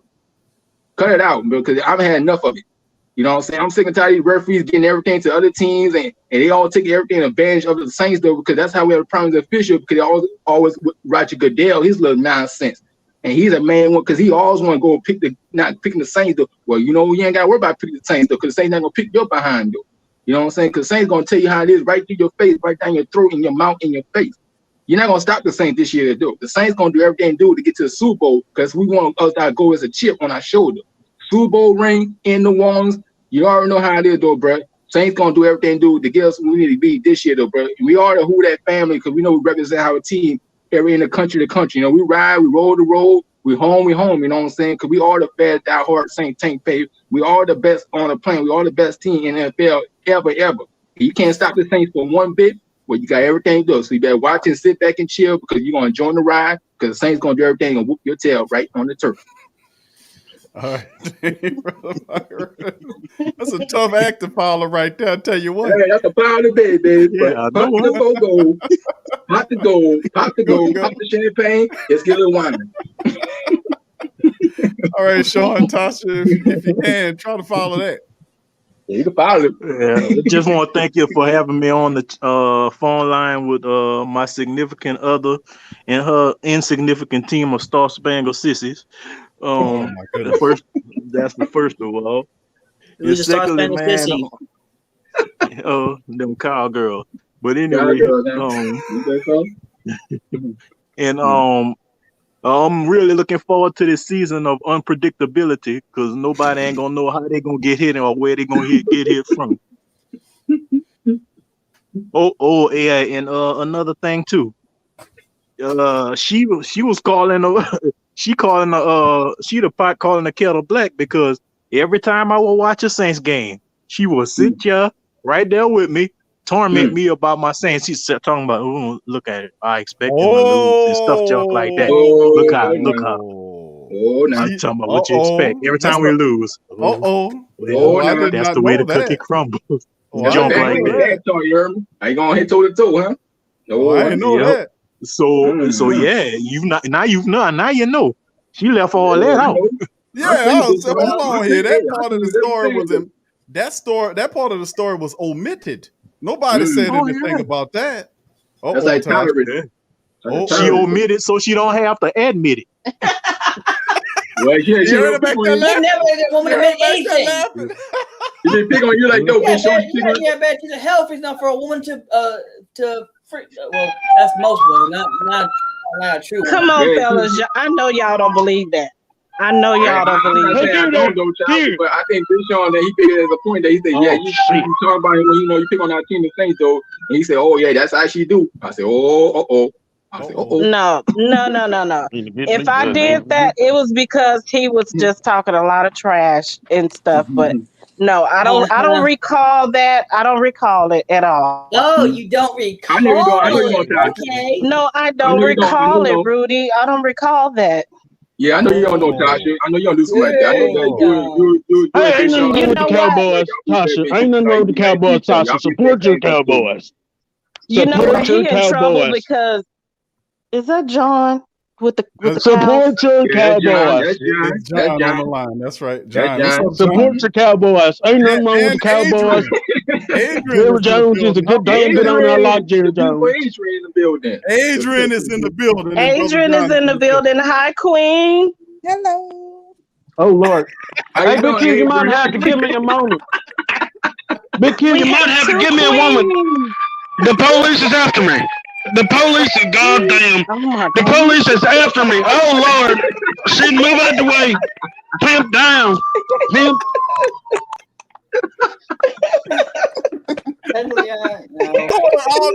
John, in the police, I gotta get you a woman, bro. You didn't get a woman for John, though, bro. John's some milk, bro. You might have dropped the getaway car. Oh man, Adrian, welcome on in. How you doing? I'm doing wonderful. Okay, all right. Welcome to the stream. I appreciate you chiming in. Welcome to the stream, Miss Queen, Adrian. Hey, Queen. Hey, Tasha. Hey. See, I have some help now. See, now you got the backup though. I say, okay, it's a team, man. But go ahead, Adrian. Welcome to the stream. What's on your mind? You can feel free to share stuff. We're gonna be closing the stream real soon. So feel free to drop by. Chime in. Oh, that's what this is? You get called in, back up? Y'all gonna have to respect her mind. You gotta respect Tasha's mind. Thank you, Adrian. Thank you. That's all right. I'm not gonna get. I don't want none of that smoke. I'm just gonna sit right here. That's more Michael. Exactly. I've got enough smoke. I've got enough smoke to last for the last 28 years. But Sean said, okay,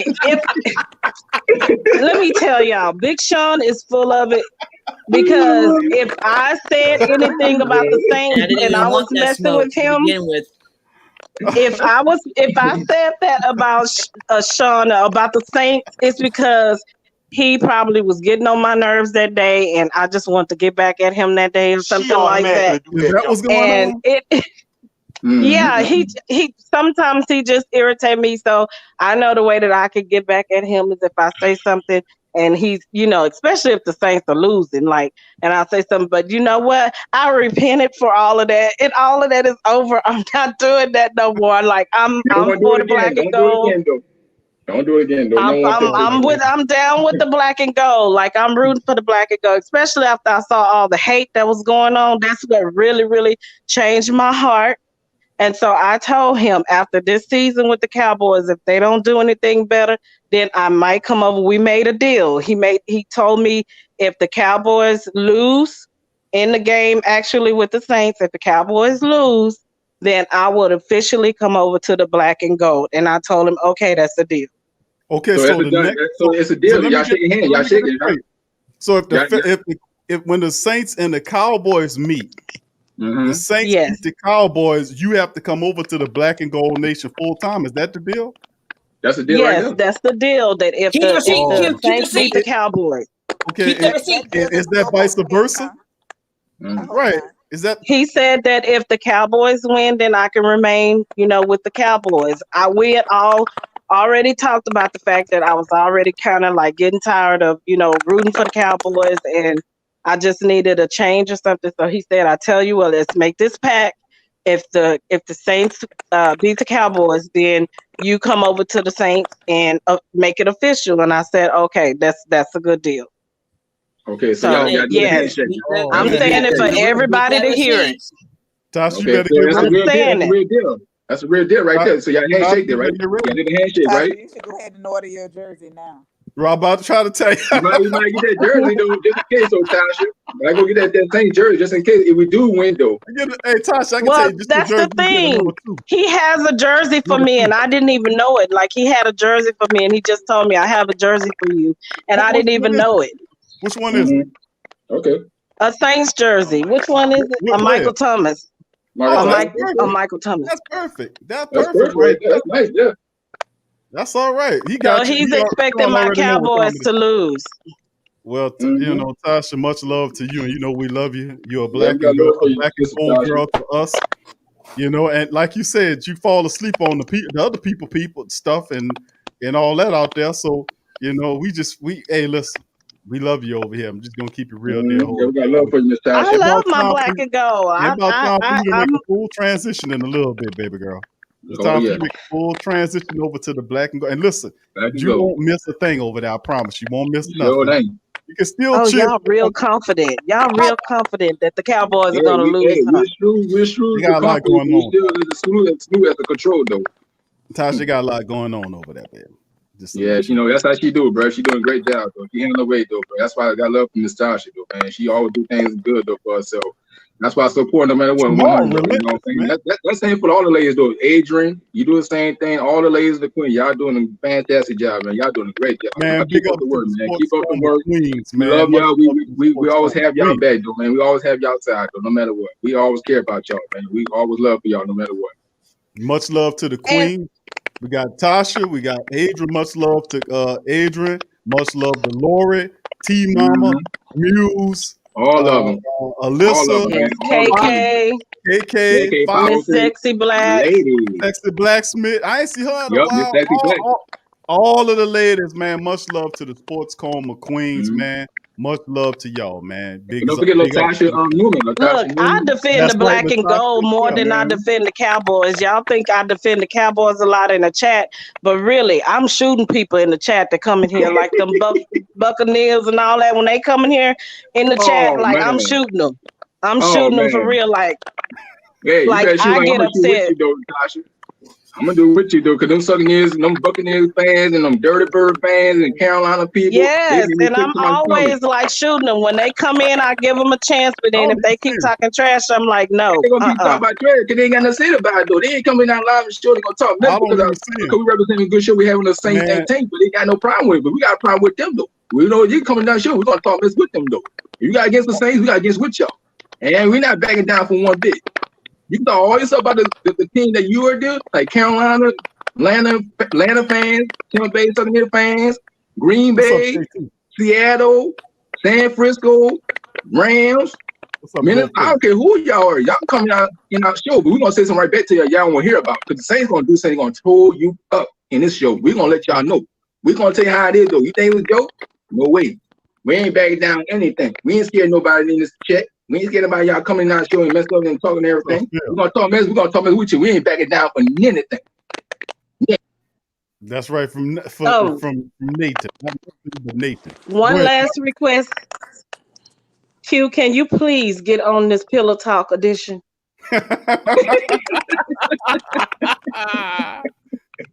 What's it called, Tasha? That's what it's called? Pillow Talk. That might be that sounds like an HBO show or something, belong on Showtime or something. That don't sound like Pillow Talk with Q. That's what it's called. Pillow Talk with Q. We could call it the Quiet Storm. Whatever you want to. We could call it the Quiet Storm. Pillow Talk with Q. I don't know. I could come up with some stuff. Yeah, we got. And then good. I have a suggestion about a shirt to put on the market for you.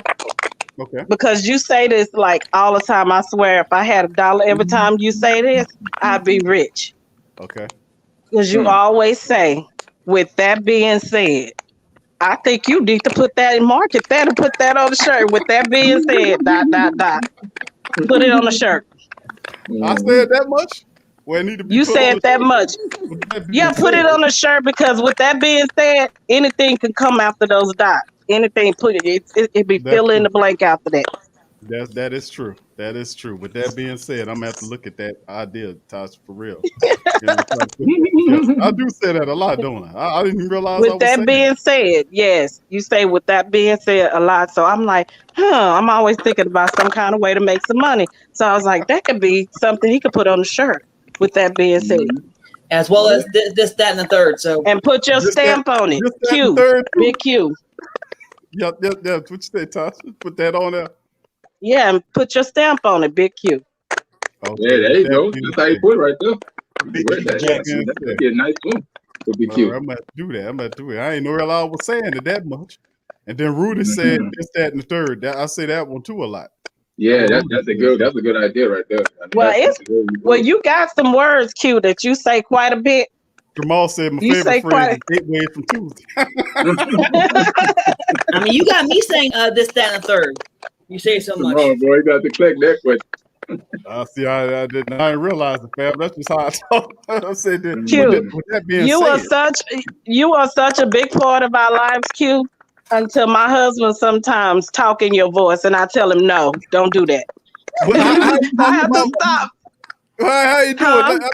Let me hear the invitation. Where you at, Sean? Let me hear that invitation. Because he does his hands. He uses his hands because you always. It's like what DC says. DC, I love when he does it because he's so right. You use your hand. You use your hand, and then when you upset, I wait on you to beat on that table. I wait on. Where is that coming from? I do not beat the table. Where is that Yes, you did. Yes, you did. One time you kind of hit the table. And I was like, dang. When I'm in trouble, what you think I get? Oh, man. What do you say, Adrian? I said, when I'm in trouble, what you think I get? Them hands. Oh, the hand. Oh, poor Adrian. I know, cause that hand, it just make you feel like you in the principal's office. Oh yeah, like you're in trouble. Uh-oh. Yeah, it just make you feel like you're in the principal's office, and I'm just like, so Big Sean does that to me at home when he's talking to me sometime, and he's imitating Q. Ending on time. And I'm just like, are you serious? Oh, y'all something else, man. I need to let him do it for you, Q. I need to let him do it for you. Girl, yeah, get Sean. Let me hear it, Tosh. Get him up there. Let me hear it. Carlton got the emoji. Next on the list. Next on the list. Oh, man, Carlton crazy, man. All right. Where's Sean at, bro? Where you at, Sean? Sean probably in somewhere in that house. Where you at, Big Sean? Welcome.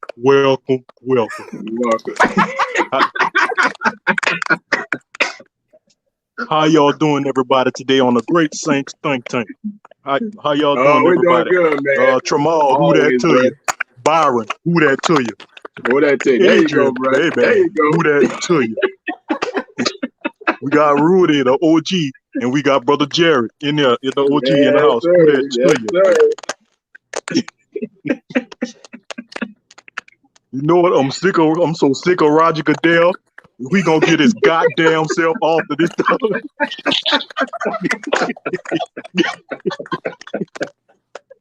We're gonna have a roasting with Q show. Yeah, it's a roasting corner, Adrian.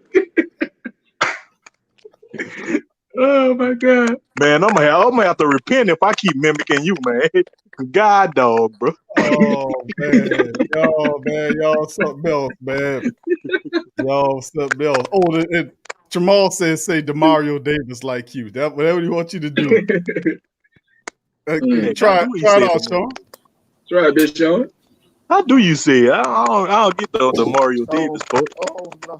You gotta get DP to do it. You're gonna say DeMario Davis. Mario Davis. Mario. I can't do that. I can't. Nah, that. I thought mine was pretty good. Mario Davis.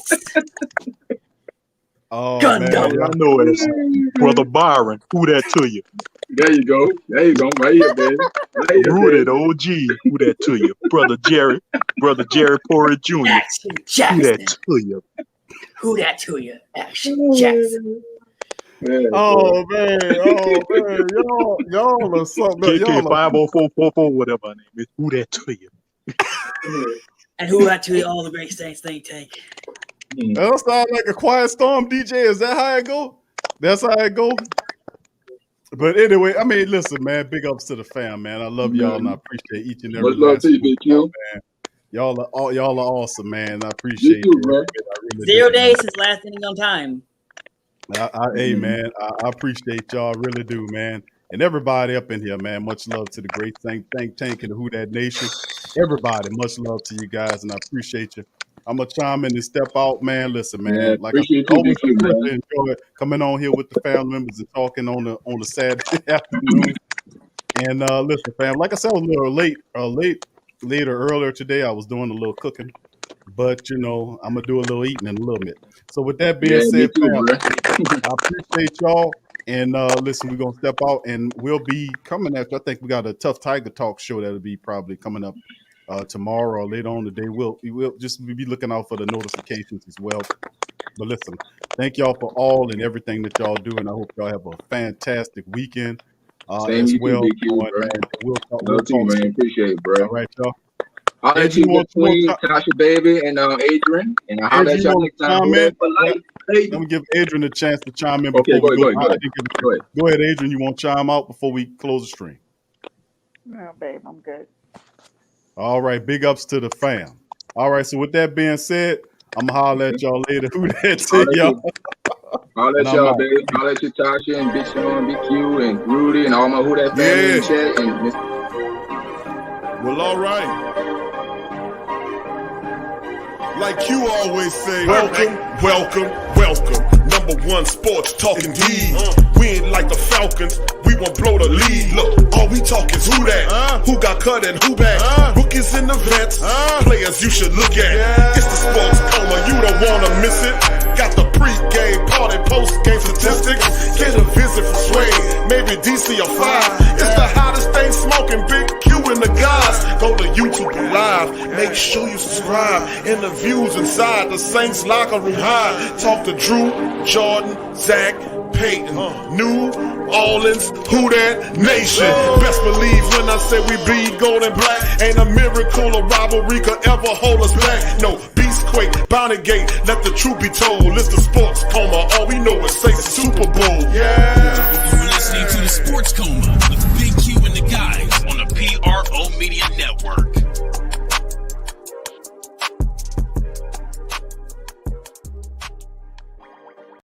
TheWhoThatDaily.com. That's right, TheWhoThatDaily.com. Your one-stop shop for everything New Orleans Saints, New Orleans Pelicans, LSU Tigers, even the top flight boxing news. So if you're a Who Dat and you're looking for a place to stay up on your team, TheWhoThatDaily.com is your site. TheWhoThatDaily.com for the sport Who Dat in all of us.